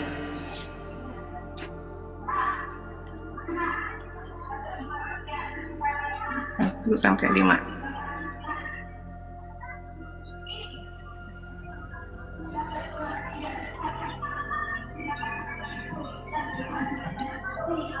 Ya, silakan baca. Ya, di situ dikatakan para malaikat Jibril naik menghadap Allah dalam satu hari yang kadarnya 50.000 tahun. Maka bersabarlah engkau dengan kesabaran yang baik. Ini kan azabnya kan belum datang itu. Bukan. Ya. Iya, justru karena itu yang saya tanyakan begini. Di situ kan ada orang-orang yang meminta supaya azab itu disegerakan, betul? Betul. Nah, kemudian disebutkan bahwa para malaikat dan Jibril naik menghadap Allah dalam satu hari, tapi kadarnya adalah 50.000 tahun, makanya disuruh bersabar, betul? Betul. Nah, artinya walaupun Jibril itu naiknya satu hari, itu kan satu hari versinya Jibril dalam dunia Jibril, tetapi dalam dunia realita itu kan udah 50.000 tahun, makanya disuruh bersabar. Nah, yang menjadi pertanyaan begini, lantas bagaimana mungkin ketika Jibril untuk kedua kalinya menemui Muhammad, umur Muhammad masih juga 40, seharusnya kan Jibril turunnya 50.000 tahun lagi, karena dikatakan satu hari itu 50.000 tahun di bumi. Ini kan masalah tafsir juga ya, masalah waktu itu juga masalah tafsir juga ya, karena memang Allah aja yang tahu gitu kan. Tapi di sini Nabi Muhammad kan pernah ditawarin juga oleh malaikat Jibril akan menghabiskan lah, menghanguskan atau memintakan azab kepada Allah, tapi Nabi Muhammad sendiri menolak, jangan, kan gitu. Jadi diibaratkan kalau Muhammad tidak mau untuk membinasakan yang lain, berarti kesabaran itu sudah ada di Nabi Muhammad. Kesabaran bukan, ibu nggak nangkap. Gini, bukan ngarang, tenang dulu. Akhirnya diibaratkan sama malaikat itu tidak semudah itu membinasakan manusia. Tidak membinasakan alam itu tidak semudah begitu. Bahkan ibaratkan kalaupun akan dibinasakan, menunggu waktu selama. Nah, itu dia, menunggu waktu. Saya sepakat, menunggu waktu. Nah, pertanyaannya kan di situ tertulis 50.000 tahun lamanya. Pada ayat Al-Ma'arij ayat 4 itu. Satu hari tapi kadarnya itu 50.000 tahun. Jadi walaupun itu Jibril itu sehari bagi Jibril itu, tapi di bumi itu 50.000 tahun itu waktunya. Jadi disuruh bersabar. Iya. Nah, pertanyaannya gini. Lalu Jibril yang konon katanya satu hari perjalanan itu 50.000 tahun di bumi itu, ketika kedua kalinya bertemu Muhammad setelah peristiwa Gua Hiro, bagaimana mungkin umur Muhammad masih 40 juga? Oh, itu kan kalian harus baca tafsir yang benar dulu deh, jangan mengkaitkan waktu dengan keturunnya Jibril lagi. Itu harus membaca tafsir yang benar lagi. Dan kita bisa punya pendapat juga. Jadi gini loh, itu ukuran kesabaran ya, ukuran kesabaran. Dan iya, ukuran kesabarannya itu kan ditakar. Iya. Mari kita simak apa yang diungkapkan oleh Profesor dan cendekiawan Muslim yang satu ini. Kita kutip dalil liputan 6, teman-teman. Quraisy Shihab mengatakan, tolong jangan pilih ustadz yang suka memaki. Kiai Haji Quraisy Shihab ibaratkan begini. Nah, teman-teman, ternyata ada juga ustadz-ustadz yang suka memaki-maki, teman-teman. Bisa jadi ini adalah salah satu oknum yang dikatakan oleh Habib Kribo tadi, teman-teman, di mana mereka seakan-akan orang yang paling beriman, paling beragama, dengan kepalanya ada titik hitam dan juga jenggotnya sampai panjang ke lantai, kata Habib Kribo tadi kan, teman-teman. Di era modern ini, ketika ceramah agama mudah diakses melalui berbagai media, umat Islam dihadapkan pada pilihan beragama, ustadz atau penceramah yang dapat mereka ikuti. Namun tidak semua pendakwah menggunakan cara yang sejuk dan penuh hikmah dalam menyampaikan pesan agama. Menanggapi fenomena ini, wah, ini ternyata sebuah fenomena nih, teman-teman. Berarti sudah sering terjadi nih, teman-teman. Profesor Kiai Haji Quraisy Shihab, seorang cendekiawan Muslim, terkemuka menekankan pentingnya memilih ustadz yang tidak memaki-maki dalam dakwahnya. Quraisy Shihab mengingatkan bahwa dakwah adalah ajakan kepada kebaikan yang harus disampaikan dengan cara yang baik pula. Ia menekankan pentingnya mencontoh akhlak Nabi Muhammad SAW yang selalu lemah lembut dalam menyampaikan ajaran Islam. Mengutip sabda Nabi Muhammad, barang siapa yang beriman kepada Allah dan hari akhir, hendaklah ia berkata baik atau diam. Ayahanda presenter Naswa Shihab menegaskan bahwa ini adalah pedoman penting bagi para pendakwah. Kata-kata yang baik dan penuh hikmah lebih efektif dalam menyentuh hati dan menggerakkan orang untuk berubah ke arah yang lebih baik. Dalam dakwah, seringkali ditemukan penceramah yang menggunakan kata-kata yang keras dengan alasan untuk menegur atau mengingatkan umat. Namun, Profesor Quraisy Shihab mengingatkan bahwa cara ini justru bisa menimbulkan antipati dan menjauhkan orang dari ajaran agama Islam yang seharusnya penuh kasih sayang dan rahmat. Menukil Islam.co, Quraisy Shihab menjelaskan hal yang menarik ketika ditanya seseorang terkait kriteria ustadz yang tepat untuk dijadikan panutan atau sebagai penceramah. Mantan rektor lain, sekarang UIN, Syarif Hidayatullah Jakarta, ini menjelaskan dengan penuh kasih ibarat seorang bapak menasihati anaknya. Pilihlah ustadz yang menganut paham moderat. Anda tidak akan mendengar makian tutur mantan Menteri Agama ke-16 masa Presiden Soeharto ini. Quraisy menjelaskan bahwa ustadz yang wasatiyah akan terbuka untuk dikritik dan tidak fanatik dengan satu pandangan dan menilai pandangan yang orang lain salah. Quraisy menjelaskan bahwa ustadz wasatiyah akan terbuka untuk dikritik dan tidak fanatik dengan satu pandangan dan menilai pandangan orang lain salah.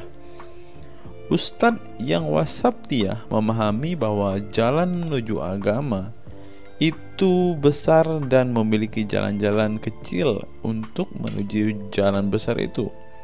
Karena dalam rincian ajaran agama yang Tuhan tanyakan adalah hasilnya, misalnya 5 tambah 5 10, tapi bisa juga 7 tambah 3 lanjutnya. Salah satu ciri ustadz yang wasatiyah menurutnya adalah berpengetahuan luas. Ustadz yang berpengetahuan luas akan mampu menilai dan menghargai suatu pendapat, sedangkan ustadz yang sempit pengetahuannya akan mudah menyalahkan. Semakin luas pengetahuan seseorang, semakin besar toleransinya. Semakin sempit, semakin bodoh tandasnya. Nah, teman-teman muslim, silahkan kalian mau milih ustadz yang modelnya seperti ini. Karena ustadz yang berilmu itu seperti yang dikatakan oleh Bapak Quraisy Shihab ini, bahwa mereka pasti adalah orang yang sangat toleransi. Tetapi jika ustadzmu kamu dapati tidak bisa bertoleransi atau orang yang intoleran, maka mereka bisa dikatakan ustadz yang BODOH, kata Quraisy Shihab. Nah, pertanyaannya adalah, apakah Zuma termasuk standar ustadz yang baik atau ustadz yang toleran? Mari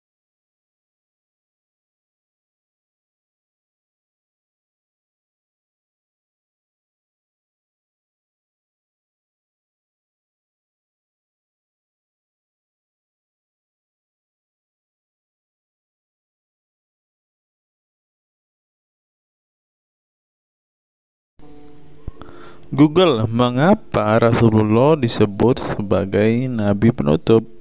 Apa alasannya? Alasannya mengapa Nabi SAW disebut Rasul terakhir adalah karena Allah SWT telah menunjukkan langsung sebagai penutup para nabi dan rasul. Hal ini tercantum dalam Al-Quran yang merupakan firman Allah. Di sini dituliskan, mengapa Muhammad atau Nabi SAW disebut Nabi terakhir? Mari kita baca ya. Katamul Anbiya merupakan salah satu julukan Nabi Muhammad yang berarti penutup para nabi, sesuai dengan firman Allah SAW dalam surat Al-Ashab ayat 40 yang berbunyi, artinya Muhammad itu sekali-sekali bukanlah bapak dari seorang laki-laki di antara kamu, tetapi dia adalah Rasul Allah dan penutup nabi-nabi, dan adalah Allah Maha mengetahui segala sesuatu. Nabi Muhammad SAW merupakan nabi terakhir yang Allah utus untuk menyempurnakan agama-agama sebelumnya.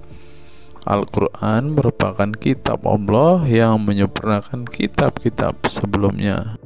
sehingga tidak perlu ada kitab lain karena Al-Quran merupakan kitab Allah yang menyempurnakan kitab-kitab sebelumnya, sehingga tidak perlu ada kitab lain karena Al-Quran sebagai kitab terakhir.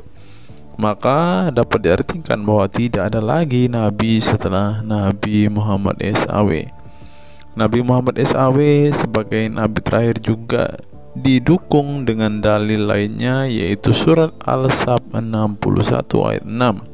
Dan ingatlah ketika Isa bin Maryam berkata, "Hai Bani Israel, sesungguhnya aku adalah utusan Allah kepadamu, membenarkan kitab sebelumku, yaitu Taurat, yang memberikan kabar gembira dengan datangnya seorang rasul yang akan datang sesudahku, yang namanya Ahmad dalam tanda kurung Muhammad." Menurut Syekh Al-Zairi dalam kitab Al-Jawahir dan Al-Kalamiyah, alasan kenapa Nabi Muhammad SAW dijadikan Nabi terakhir adalah hikmah terputusnya para Nabi itu untuk menyeru umat manusia agar beribadah kepada Allah, menunjukkan mereka ke jalan yang lurus dalam urusan kehidupan duniawi dan ukhrawi, memberitahu kepada mereka tentang hal-hal yang tidak dapat dicapai oleh penglihatan mereka, dan memberitahu keadaan yang pemikiran mereka belum sampai, dan menetapkan dalil yang meyakinkan serta menghilangkan syubhat keserupaan yang tidak benar. Adapun hubungan dakwah Nabi Muhammad SAW dengan nabi-nabi terdahulu ialah terbangun atas dasar sebagai penguat dan penyempurna dakwah nabi-nabi sebelumnya. Oleh karena itu, semua para nabi selalu dibangun atas dasar dua pondasi utama, yaitu akidah, syariat, dan akhlak. Dari segi kaidah, dari segi akidah, semua ajaran yang dibawa oleh para nabi, mulai dari Nabi Adam alaihissalam sampai Muhammad SAW, adalah sama.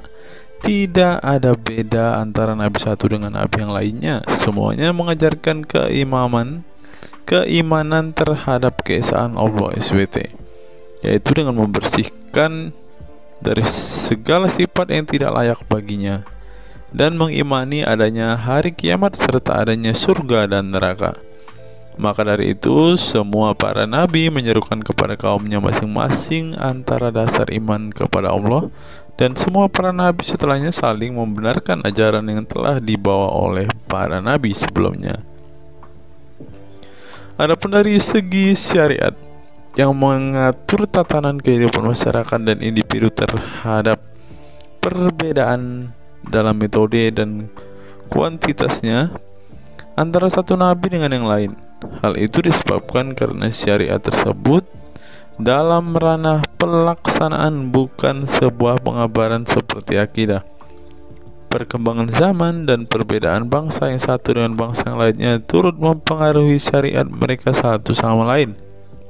Diutusnya satu nabi itu adalah khusus untuk umatnya pada waktu itu, bukan umum untuk semua manusia.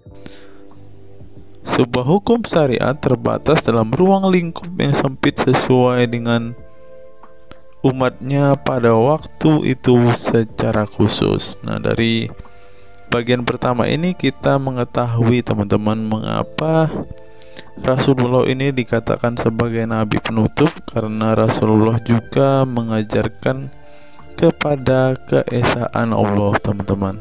Nah, seperti yang terus di sini, semuanya mengajarkan keimanan terhadap keesaan Allah SWT, yaitu dengan membersihkan dari sifat segala yang tidak layak baginya, dan mengimani adanya hari kiamat dan adanya surga dan neraka.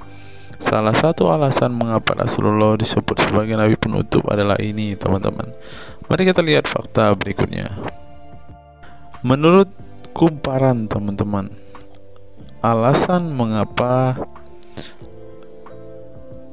Rasulullah SAW disebut nabi terakhir, teman-teman, mari kita simak ya. Saya berharap teman-teman tidak bosan mendengar setiap fakta-fakta yang kita bukakan ini, karena dengan melihat fakta-fakta ini setidaknya kita belajar, teman-teman, dan dapat memaklumi Mengapa sih saudara-saudara muslim kita itu sangat-sangat menjunjung tinggi Rasulullah, teman-teman? Mari kita simak. Nabi Muhammad SAW adalah Nabi yang ke-25 dalam Al-Quran. Sebagai umat Islam, kita diwajibkan mempercayai bahwa tidak ada Rasul lain setelah kematian Nabi Muhammad SAW. Sebenarnya, mengapa Nabi SAW disebut Rasul terakhir? Bukan tanpa alasan Allah SWT memilih Nabi Muhammad SAW sebagai Rasul terakhir, sehingga kita dilarang untuk mempercayai bahwa adanya Rasul setelah Nabi Muhammad SAW meninggal dunia, bahkan sampai memiliki cara pandang berbeda dengan beliau. Nah, jadi teman-teman kita, saudara-saudara kita tidak percaya ada Nabi setelah Nabi Muhammad, teman-teman. Terlebih ada yang Nabi yang membawa ajaran-ajaran yang berbeda dari apa yang diajarkan oleh Rasulullah. Berikutnya, alasan dibalik Nabi Muhammad SAW disebut Rasul terakhir. Nabi Muhammad SAW ditunjuk menjadi Rasul terakhir Allah SWT dan mendapatkan Al-Quran yang merupakan kitab sempurna dari kitab-kitab sebelumnya. Nah, mereka percaya juga kitab mereka adalah kitab yang paling sempurna. Karena kitab-kitab sebelumnya tidak sempurna, maka disempurnakan oleh Al-Quran, teman-teman. Artinya, wahyu yang sudah diterima Nabi Muhammad SAW sudah terputus sejak beliau meninggal dunia. Ibnu Katsir menjelaskan, ini merupakan nikmat Allah Subhanahu wa Ta'ala yang terbesar atas umat ini. Allah Subhanahu wa Ta'ala telah menyempurnakan untuk mereka agama mereka, sehingga mereka tidak lagi membutuhkan agama selain agama mereka. Mereka tidak pula membutuhkan nabi selain nabi mereka. Oleh karena itu, Allah Subhanahu wa Ta'ala menjadikannya sebagai penutup para nabi. Allah Subhanahu wa Ta'ala mengutus beliau kepada manusia dan kepada jin. Nah, jadi teman-teman, Rasulullah juga bukan hanya dikirim kepada umat muslim, kepada manusia-manusia yang percaya dan memutuskan untuk memeluk agama Islam saat ini, ternyata juga kepada para jin, teman-teman. Allah Subhanahu wa Ta'ala berfirman, artinya Muhammad itu sekali-kali bukanlah bapak dari seorang laki-laki di antara kamu, tetapi dia adalah Rasulullah dan penutup nabi-nabi, dan adalah Allah Maha mengetahui segala sesuatu. Dikutip dari buku situs-situs dalam Al-Quran oleh Syarifuddin Al-Fikri, para ahli bahasa memberikan makna terhadap kata ma dalam surat Al-Ahzab ayat 40 dengan al-istitsaku wal ma'u, yang artinya memastikan dan menolak sesuatu. Sehingga Al-Quran menyebutkan bahwa Nabi Muhammad SAW sebagai khatam an-nabiyin, artinya pasti tidak ragu beliau seorang nabi terakhir dan menolak orang mengaku di kemudian hari. Adapun alasan dibalik Nabi Muhammad SAW sebagai Rasul terakhir dijelaskan oleh Syekh Al-Zairi dalam Al-Jawahir Al-Kalamiyah. Sebenarnya Nabi kita Muhammad dikatakan sebagai penutup para nabi itu hanya karena sesungguhnya hikmat terputusnya para nabi itu menyeru umat manusia agar beribadah kepada Allah, menunjukkan mereka ke jalan yang lurus dalam urusan kehidupan duniawi dan ukhrawi, memberitahu kepada mereka tentang hal-hal yang tidak dapat dicapai oleh penglihatan mereka, dan memberitahu keadaan yang pemikiran mereka belum sampai, dan menetapkan dalil yang meyakinkan serta menghilangkan syubhat-syubhat keserupaan-keserupaan yang tidak benar. Karena itu, umat manusia tidak memerlukan lagi kepada nabi sesudah Nabi Muhammad, sebab syariatnya telah mencapai batas kesempurnaan. Dan dari alasan inilah tampak jelas tentang rahasia terusnya beliau untuk seluruh umat manusia, dan keberadaan beliau sebagai manusia yang paling utama dalam segi fisik serta halaknya. Demikianlah penjelasan singkat mengenai Nabi Muhammad SAW sebagai Rasul terakhir. Semoga dengan mengetahuinya dapat menambah meneladani beliau sebagai sosok yang sempurna. Yang perlu diingat, jangan menghujat ya teman-teman. Mengutip sindonews.com, inilah ke-10 keistimewaan Rasulullah. Yang pertama, air liur Rasulullah menjadi obat. Dari Sahl bin Sa'ad berkata, saat Rasulullah dan para sahabat akan berperang di Khaibar, Rasulullah bersabda bahwa ia akan memberikan bendera kepada seorang pria yang cinta dan dicintai oleh Allah dan Rasul-Nya, dan Allah akan memberikan kemenangan. Rasulullah mencari Sayyidina Ali, akan tetapi para sahabat mengatakan bahwa Ali sedang mengalami sakit mata. Rasulullah memerintah para sahabat untuk mendatangkan Ali kepada beliau. Kemudian Rasulullah meludahi kedua matanya dan mendoakannya. Seketika itu sakit matanya sembuh seakan-akan tidak ada bekas sakit sebelumnya. Kemudian sahabat Khalid bin Ali mengaku pernah digigit kalajengking di kakinya. Lalu Nabi meludahi kakinya dan mengusapnya. Seketika hilang sakit dan berhenti darahnya keluar.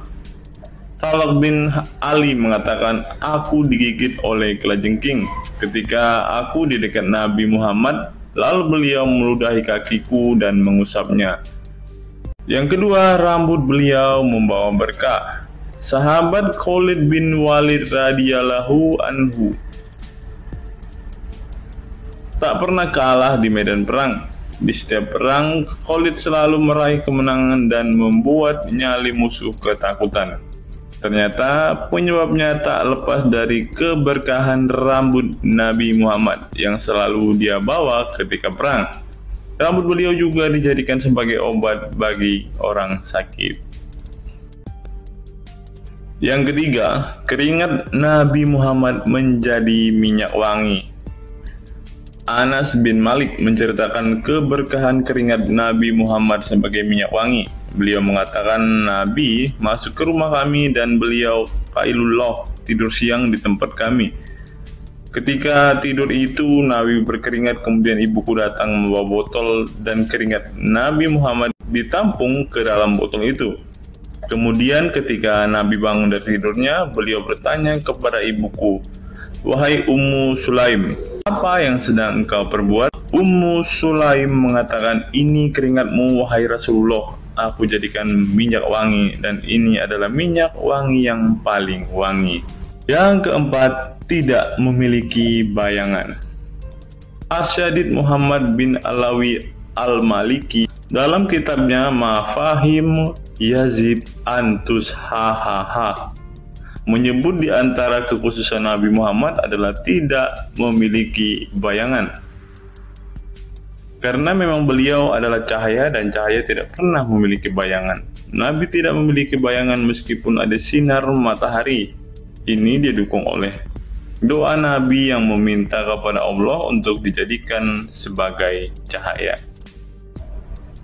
Hal ini disebutkan oleh Imam Muslim dalam hadis yang menjelaskan tentang bacaan Nabi dalam doa sujudnya. Ya Allah, jadikanlah di dalam hatiku cahaya, di pendengaranku cahaya, dalam penglihatanku cahaya, di sebelah kananku cahaya, di sebelah kiriku juga cahaya, di depanku cahaya, dan di belakangku cahaya, serta di atasku cahaya, juga di bawahku cahaya, dan jadikanlah untukku cahaya.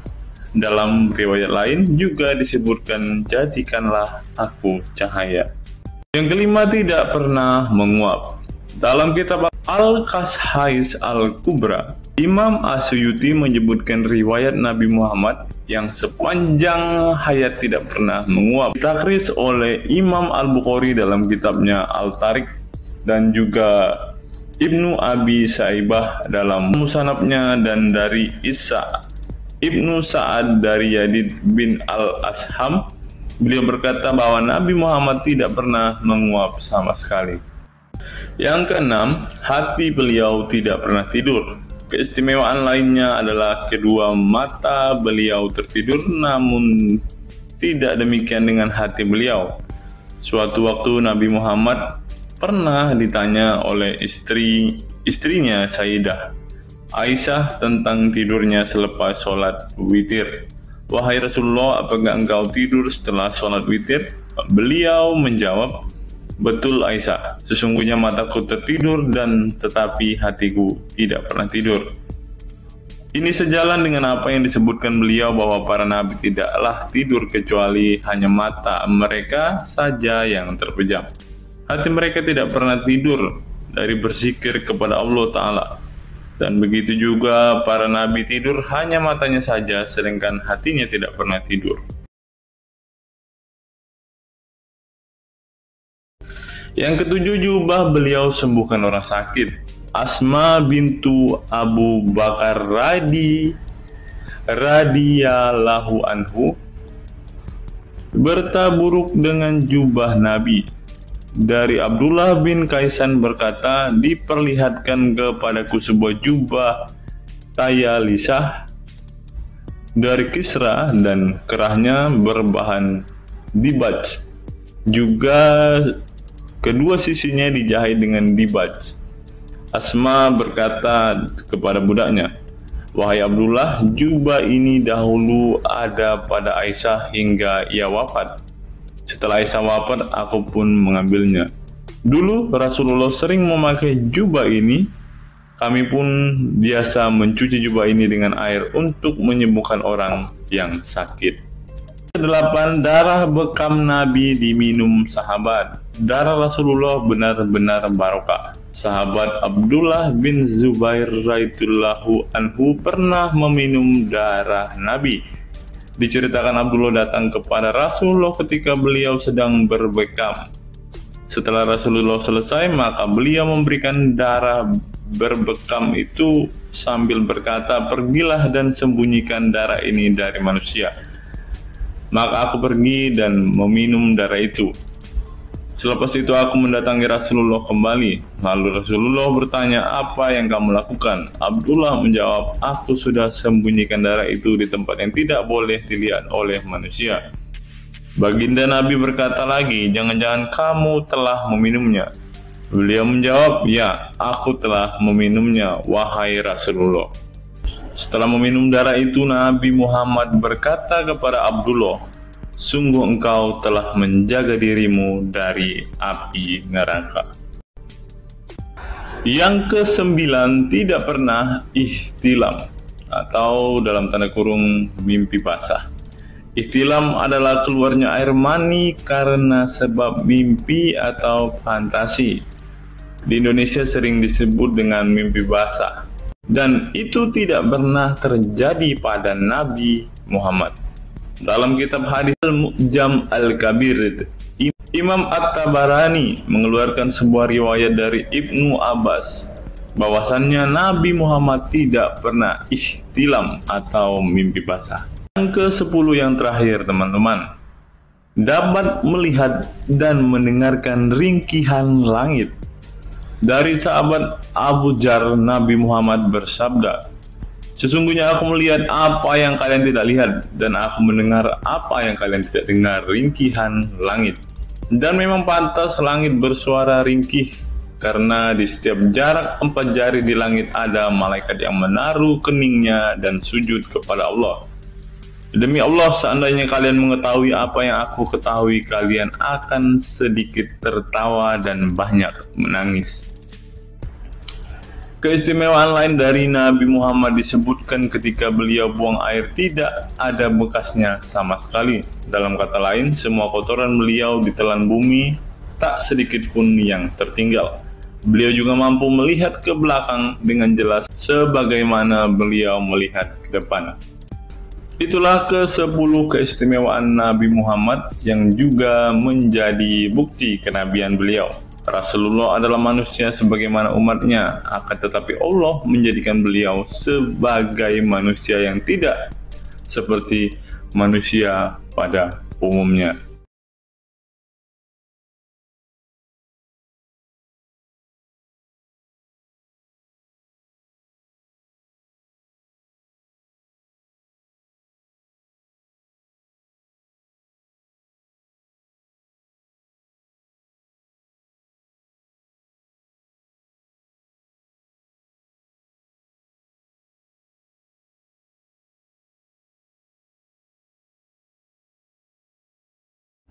Hari ini kita akan menyimak sebuah kisah yang saya kutip dari sebuah artikel yang akan menggemparkan kita semua. Karena kisah ini berisi sebuah cerita tentang para sahabat Nabi Muhammad yang katanya masuk surga.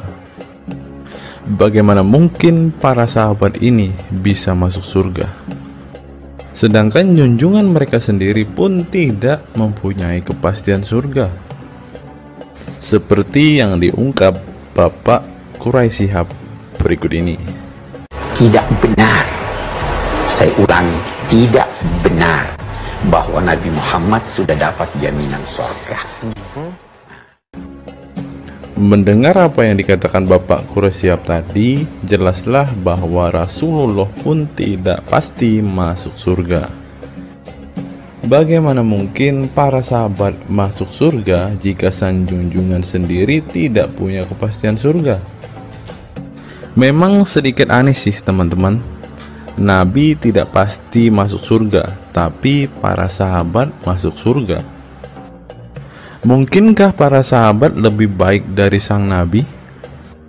Untuk itu, mari kita simak kisah para sahabat Nabi berikut ini dan temukan alasan mengapa mereka bisa masuk surga. Kisah sahabat Nabi Muhammad SAW yang dijamin masuk surga oleh Allah SWT. Semua manusia pasti menginginkan masuk surga Allah SWT, namun tidak semua jiwa bisa masuk surga.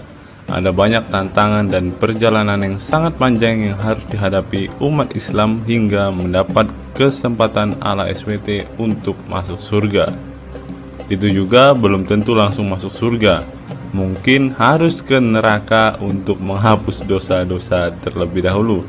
Meski demikian, kita bisa belajar dari kisah sahabat Nabi Muhammad SAW yang dijamin masuk surga Allah.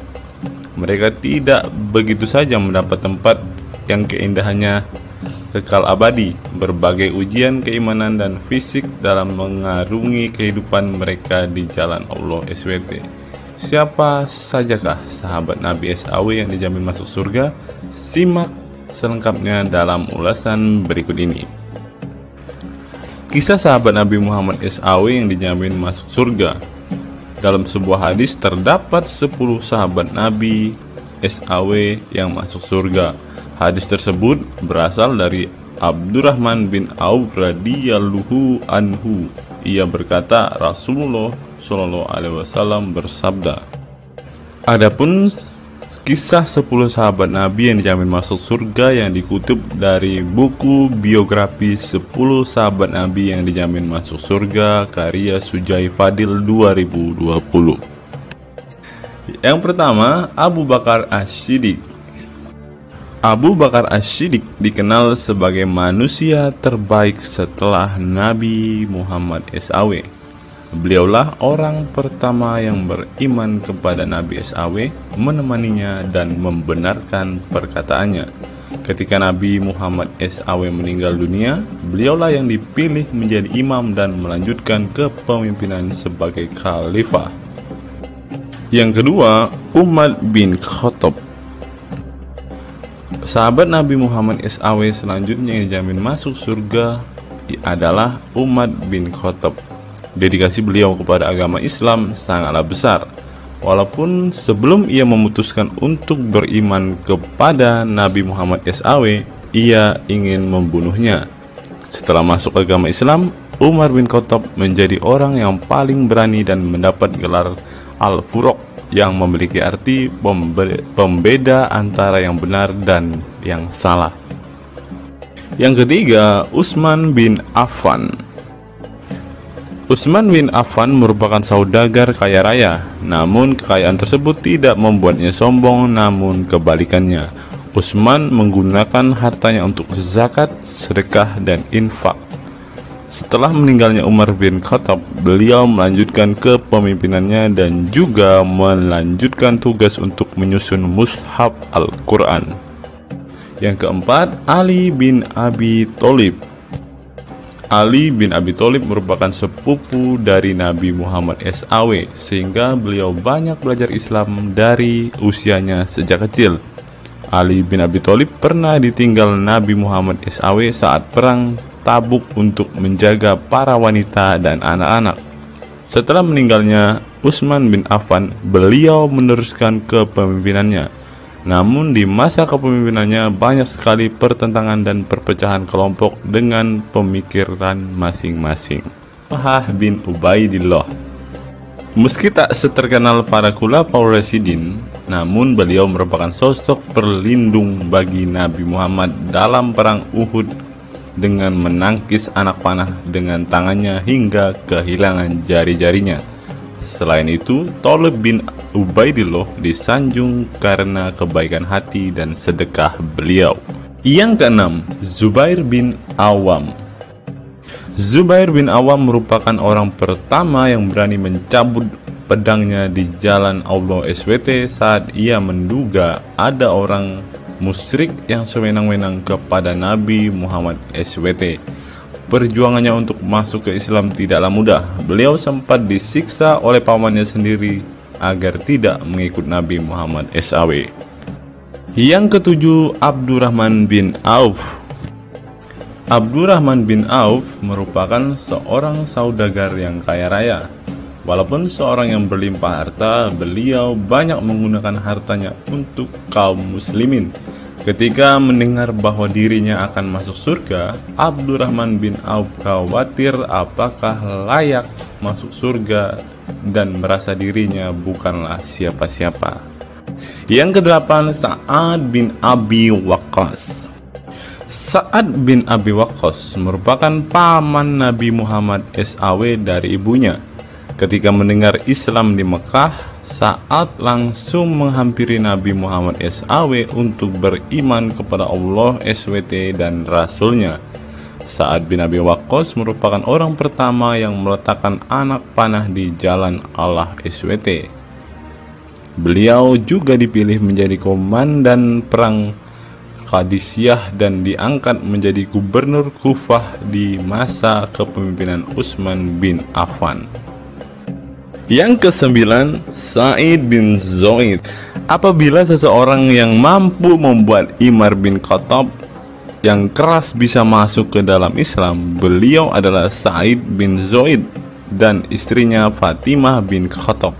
Beliau mengadakan pertemuan di Darul Arqam dan sebelumnya menyampaikan dakwah di dalamnya. Sa'id bin Zaid tidak pernah absen dari peristiwa penting dan peperangan bersama Nabi Muhammad SAW kecuali di perang Badar. Yang ke-10, Abu Ubaidah bin Zarah. Abu Ubaidah bin Zarah merupakan seorang sahabat Nabi Muhammad yang lemah lembut namun cekatan. Beliau termasuk salah satu generasi pertama yang masuk Islam. Ketika perang Uhud, dua gigi depannya copot, malah tampilan dirinya makin bagus.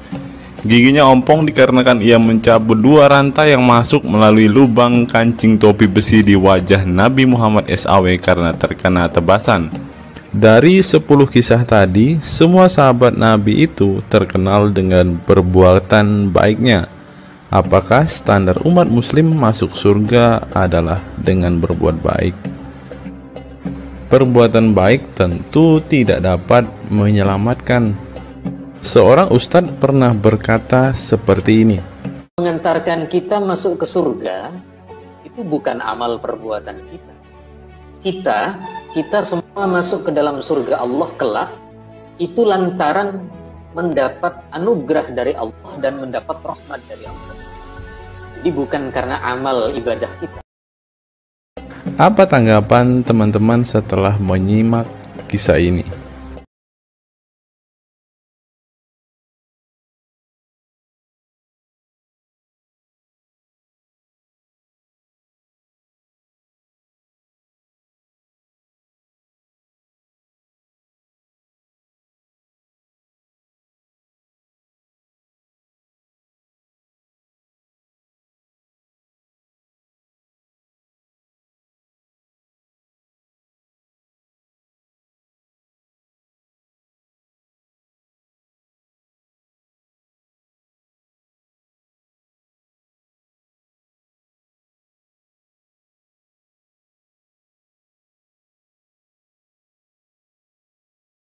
Saya teringat dengan satu perkataan seorang ustadz, teman-teman. Ustadz ini mengatakan bahwa memang benar saudara-saudara muslim kita itu hanya suka membaca Al-Quran, suka berbahasa Arab, tetapi pada kenyataannya mereka ini teman-teman ternyata adalah orang-orang yang tidak paham sama sekali dengan apa yang mereka baca, teman-teman. Dan akhirnya Ustadz ini mengatakan bahwa saudara-saudara muslim kita ini seperti keledai, teman-teman. Mari kita dengarkan apa yang disampaikan Ustadz ini. Kita bangga menghafal Al-Quran tapi tidak memahami Al-Quran. Senang mengulang berbahasa Arab tapi tidak mengerti bahasa Arab.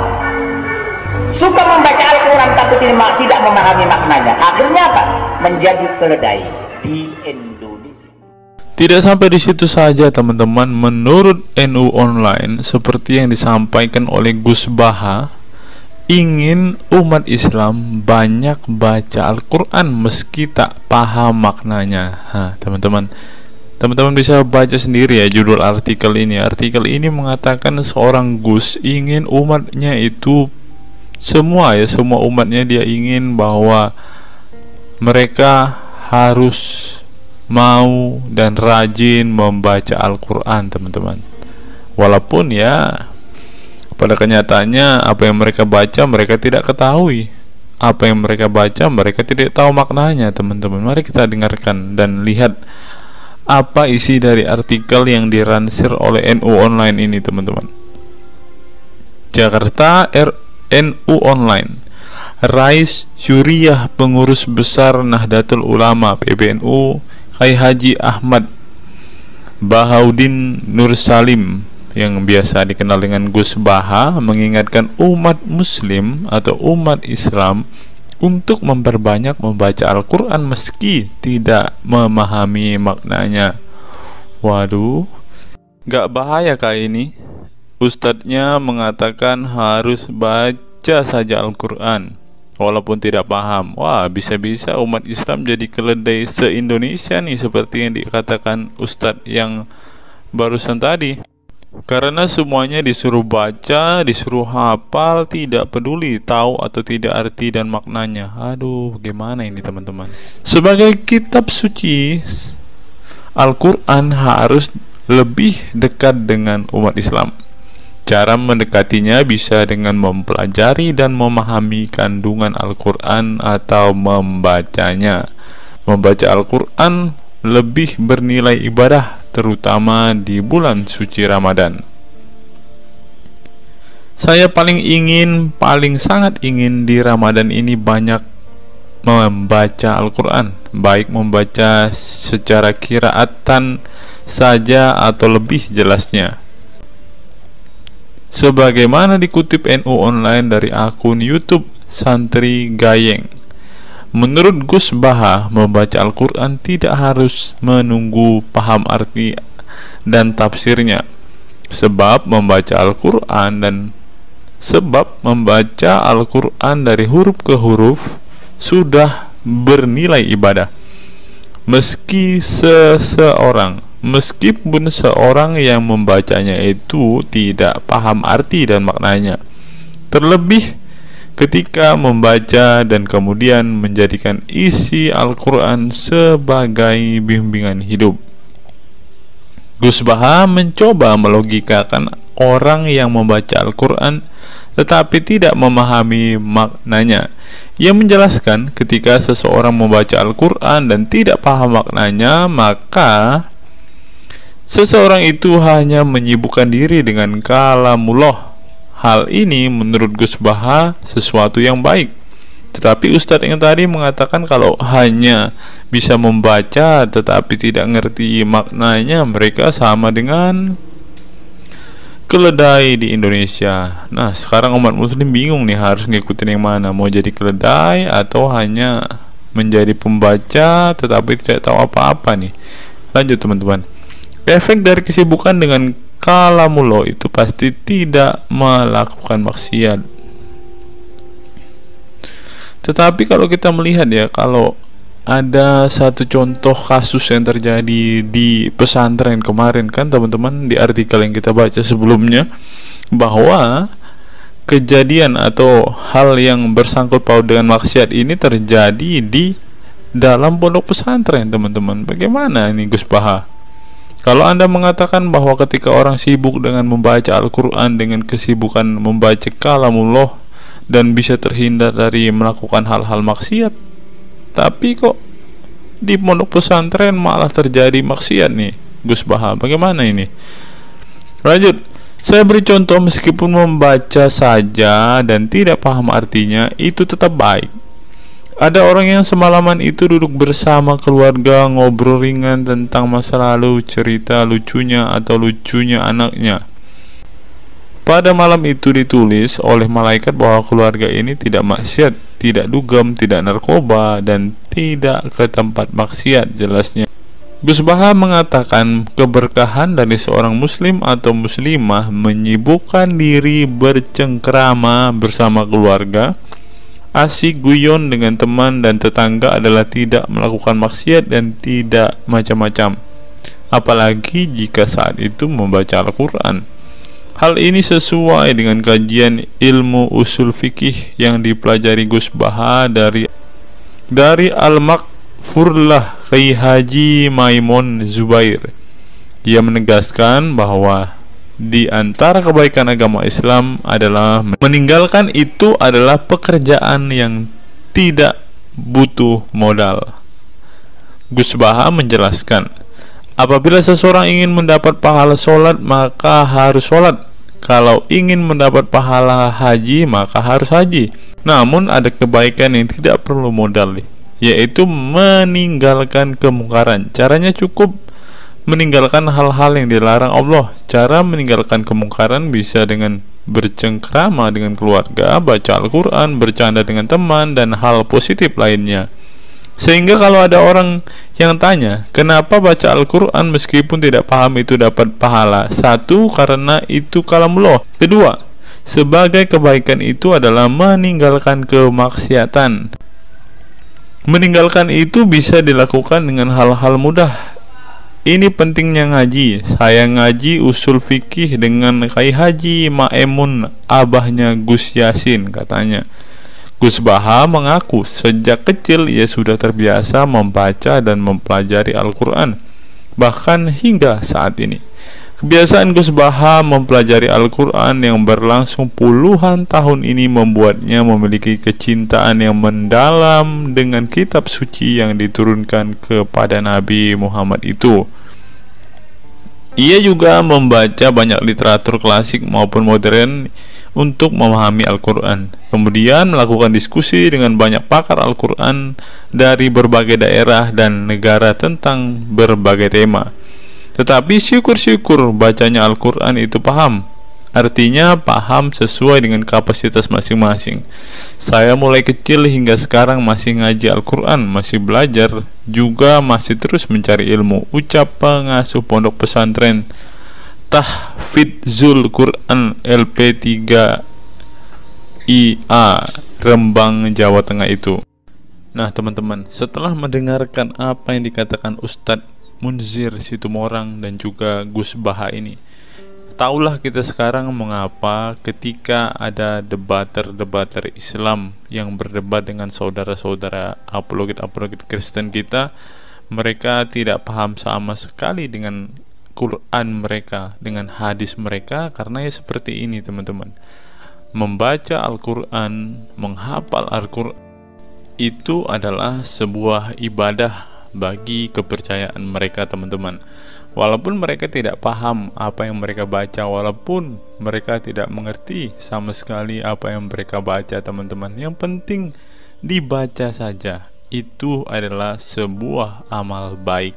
Nah teman-teman, kita belajar bahwa ketika apologet Kristen berdebat dengan para apologet Islam atau dengan para polemikus Muslim, inilah yang terjadi teman-teman. Mereka tidak paham sama sekali ketika mereka ditanya isi hadis dan Qur'annya.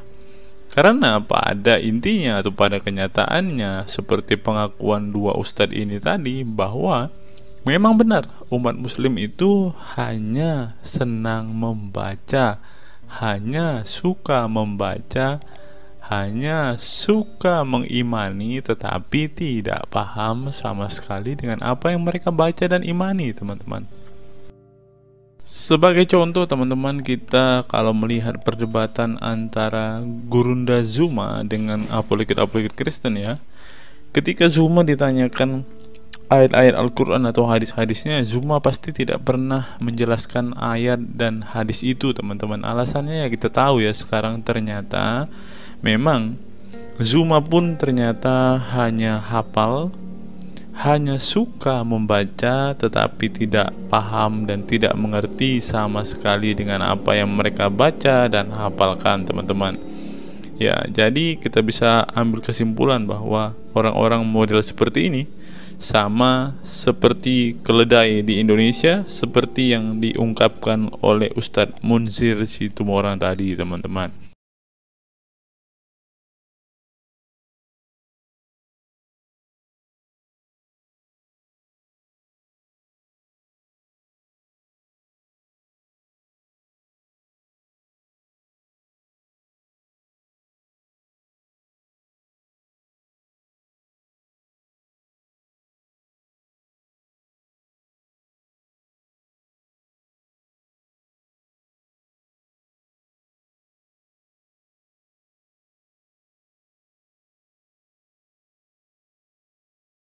Fenomena pemurtadan dan kelompok Islam radikal. Sejumlah sarjana Islam mengemukakan hukuman seorang murtad adalah hak prerogatif Tuhan, bukan wewenang manusia. Masalah pemurtadan selalu menjadi isu penting dalam sejarah wacana keislaman. Dalam Islam, tindakan atau sikap seseorang muslim meninggalkan agama Islam, baik dengan perkataan maupun dengan perbuatan, disebut dengan ridah atau irtidad dalam bahasa Arab. Dan orang muslim yang melakukan tindakan ini disebut murtad. Nah, seperti yang dikatakan oleh Yakut tadi teman-teman, dengan mengatakan toa itu seperti gonggongan anjing, dia sudah murtad teman-teman. Itulah sebabnya saudara-saudara muslim menganjurkan dia untuk istighfar dan mengucapkan 2 kalimat syahadat kembali. Lanjut. Seorang dikatakan murtad belum tentu mereka pindah atau konversi ke agama baru. Bisa juga mereka kemudian memilih untuk tidak beragama, menjadi sekuler, ateis, agnostik, dan lain sebagainya. Masalah pemurtadan ini bukan hanya diskursus dan fenomena eksklusif dalam Islam saja, tetapi juga dalam agama-agama lain ya. Ada banyak pendapat di kalangan sarjana muslim tentang status ridah yang dan bagaimana seharusnya memperlakukan seorang murtad. Ada yang berpendapat ridah adalah masalah kepolitikan, bukan masalah teologi keagamaan, sehingga orang yang keluar dari Islam murtad tidak perlu dikenai hukuman apapun, termasuk hukuman pembunuhan. Karena itu akan bertentangan dengan doktrin Islam dan Al-Quran yang menggaransi kebebasan bagi seseorang untuk beriman dan beragama atau tidak beriman dan tidak beragama. Bagi mereka, sejarah hukuman pembunuhan bagi orang-orang yang keluar dari Islam lebih mengacu pada fenomena dan alasan sosial politik belaka.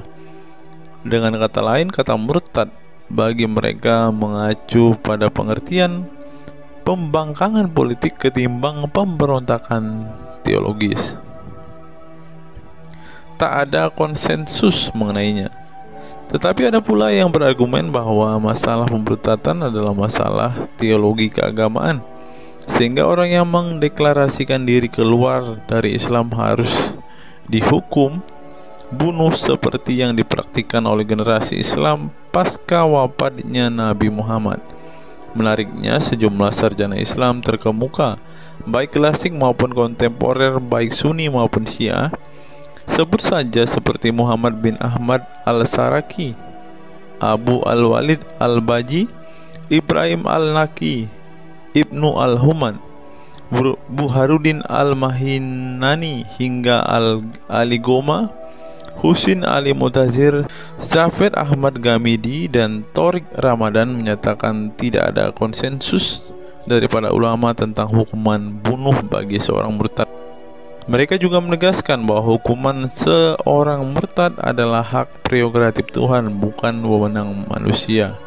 Nah, sekarang kalau kita melihat, ada seorang ustadz mengatakan, siapa namanya itu, Abdul Somad, bilang Bagi yang murtad darahnya halal. Nah, gimana ya dengan Abdul Somad ini teman-teman?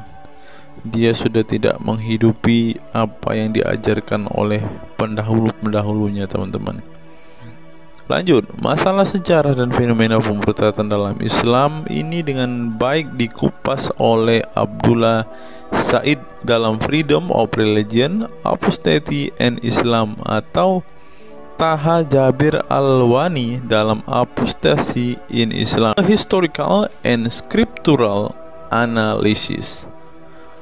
Tulisanku ini tak bermaksud membahas secara lebih dalam dan detail tentang pemurtadan ini, tetapi ingin menyajikan sejumlah fenomena pemurtadan di kalangan masyarakat Islam kontemporer, di mana banyak orang-orang yang memilih keluar dari Islam bukan lantaran menghadapi peliknya masalah teologi keislaman misalnya, melainkan dikarenakan telah muak menyaksikan perilaku Islam itu sendiri, khususnya kalangan muslim ekstremis. Nah, ini juga yang buat saudara-saudara kita muslim murtad teman-teman.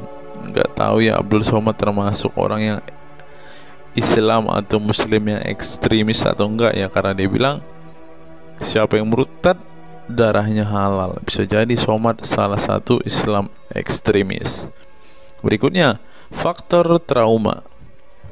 Bagi kelompok Islam militan konservatif, pemurtadan adalah tindakan haram dan kaum murtad harus dibunuh. Tetapi mereka tidak menyadari bahwa banyak kaum Islam yang memilih menjadi murtad justru karena mereka trauma dengan perilaku brutal kelompok radikal Islam itu sendiri. Lihat misalnya penuturan sejumlah mantan muslim dalam buku Living Islam, Apostate Speak Out, yang diedit oleh Ibnu Warak, nama samaran, seorang pensiunan Islam kelahiran Rajkot, India. Dalam buku yang sangat provokatif ini, sejumlah ex-muslim bersuara keras memberi kesaksian tentang kebobrokan perilaku kelompok muslim radikal di negara-negara yang mayoritas berpenduduk muslim seperti Pakistan, Bangladesh, Aljazair, Iran, Afghanistan, dan lain sebagainya. Para penulis buku ini sebelumnya merupakan para sarjana aktivis muslim yang taat saleh sampai akhirnya mereka menyaksikan momen-momen mengerikan dalam hidup mereka hingga akhirnya mereka menyatakan goodbye pada Islam. Lihat teman-teman, mereka ini adalah saksi keekstriman Islam teman-teman. Kini mereka memilih menjadi Kristen, agnostik, ateis, humanis, sekularis, free thinker, dan lain sebagainya. Setelah mendeklarasikan dari emoh pada Islam, mereka kemudian pada umumnya memilih tinggal di Barat, khususnya Amerika Serikat, Kanada, Eropa Barat, dan Australia. Karena kalau mereka tinggal di Arab ya pasti dipenggal teman-teman. Sebagai suaka baru mereka dengan pertimbangan satu, masalah ketidakamanan jika mereka tinggal di negara asal mereka, sebab seorang yang pindah agama dihukumi murtad dan mereka itu bisa dibunuh. Nah, benar apa yang saya katakan tadi kan teman-teman. Yang kedua, lantaran di Barat ada jaminan soal kebebasan beragama. Nah, kalau di negara asal mereka hanya satu agama teman-teman. Kalau mau meluk agama lain ya siap-siap dipenggal karena darahnya halal. Inilah ajaran Islam yang asli. Berikutnya, buku yang ditulis oleh kaum murtad ini penting untuk disimak sebagai kritik tajam atas tindakan radikalisme agama yang dilakukan oleh, meminjam istilah Muhammad Said Asmani, kelompok ekstrim yang sering mendebarkan kekerasan dan kebencian dalam menyampaikan pesan-pesan keagamaan tanpa disadari bahwa perilaku sadis dan barbar mereka telah menyebabkan sebagian umat Islam frustasi dan kehilangan kepercayaan terhadap agama mereka, kemudian memilih hengkang dari Islam. Ini menunjukkan bahwa masalah pemurtadan atau proses konversi tidak semata-mata masalah teologi keagamaan, tetapi juga sosial, politik, dan ekonomi. Itulah yang dialami Ibnu Warraq, Ali Sina, Anwar Saik, Faisal Muhammad, Syarek Malik, Samia Libini, Abul Qasem, dan masih banyak lagi. Semula mereka adalah para pemeluk Islam saleh yang kemudian memilih keluar dari agama ini setelah mereka mengalami dan menyaksikan peristiwa tragis dalam sejarah hidup mereka. Simak misalnya penuturan Ali Sina dalam Why I Live Islam, My Passage from Faith to Enlightenment. Ali Sina yang masih keturunan Ayatollah Iran ini menuturkan pengalaman getir hidupnya menyaksikan serangkaian horor di negaranya Iran. Dia mengatakan sejak Ayatollah Khomeini berhasil menggulingkan diktator Shah Reza Pahlavi pada tahun 1979, segera ia mengganti ideologi sekuler negara dengan ideologi Islami yang tunduk sepenuhnya pada otoritas Khomeini. Masih menurut Ali Sina, alih-alih ingin menegakkan kedaulat Tuhan, dalam praktiknya yang terjadi justru penegak kedaulatan Khomeini, di mana melalui agen rahasianya yang bernama Saza Mene Ate Laat Fa Amniate Keskharar, yang disingkat Sefak, dia dan para pendukungnya menghancurkan siapapun yang tidak mau tunduk pada otoritas politik keagamaannya, termasuk bekas sekutunya. Maka pada saat Imam Khomeini berkuasa, kata Sina, nyawa pun menjadi sangat murah. Ribuan orang Irak dibunuh sebagai efek perang teluk antara Iran-Irak. Ribuan pengikut Bahai Faith disiksa dengan tuduhan murtad, dan ribuan penduduk Iran yang menolak otoritas politik dan agama sang imam dipenjara. Nasib kaum perempuan lebih tragis lagi. Sebelum dibunuh, mereka diperkosa oleh tentara syariat dengan alasan sebagai imbalan pembangkangan kepada sang Ayatollah sekaligus tiket menuju surga. Oh, ngeri teman-teman, tiket menuju surga. Peristiwa tragis semasa rezim Khomeini ini membuat Ali Sina trauma dan kehilangan kepercayaan terhadap Islam sehingga ia memilih murtad. Sekarang ia mendirikan Faith Freedom Foundation untuk mengadvokasi orang-orang yang ingin meninggalkan Islam.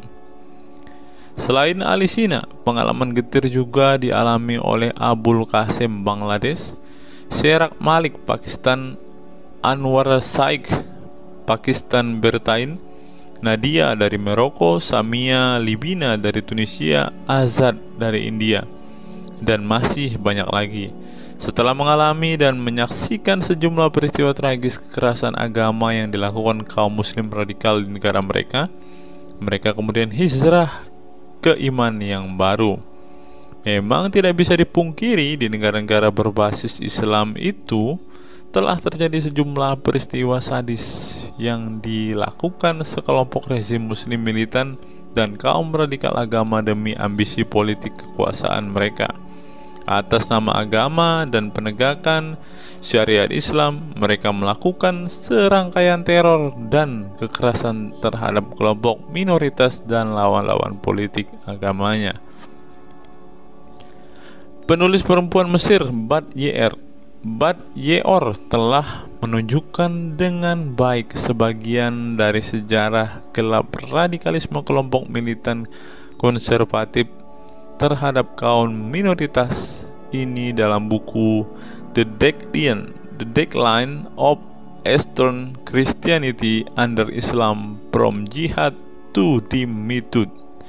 Dalam buku ini, dia berpendapat bahwa konsep dhimmi, khususnya Kristen dan Yahudi yang secara literal mengacu pada definisi protected people, orang-orang yang dilindungi, dalam realitasnya justru menjadi atau menjadi kelompok yang diperas, dieksploitasi karena di samping dipaksa membayar pajak pada pemerintah, mereka tidak pernah menikmati hak-hak sipil sebagai warga negara.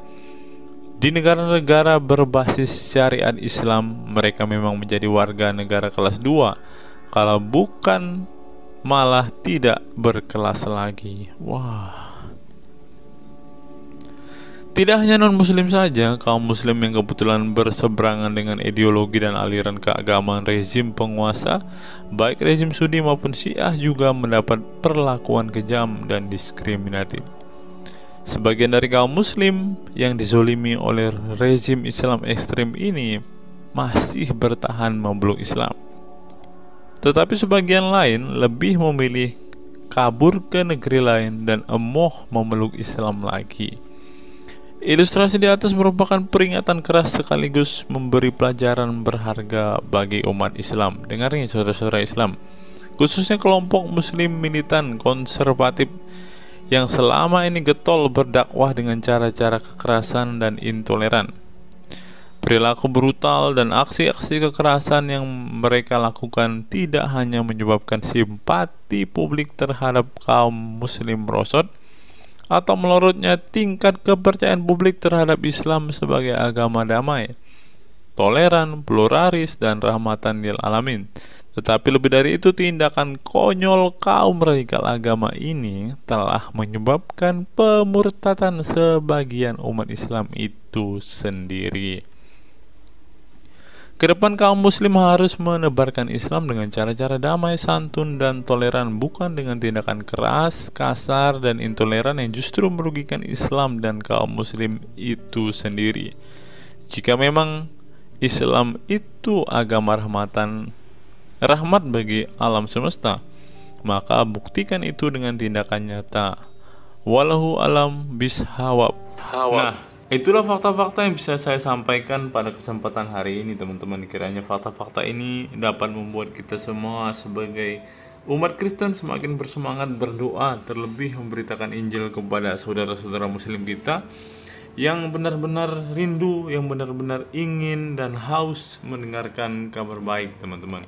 Karena Alkitab memang mengatakan ada orang-orang yang hatinya sudah tertutup untuk Injil dan mereka tidak akan pernah mendengarkan kabar baik itu.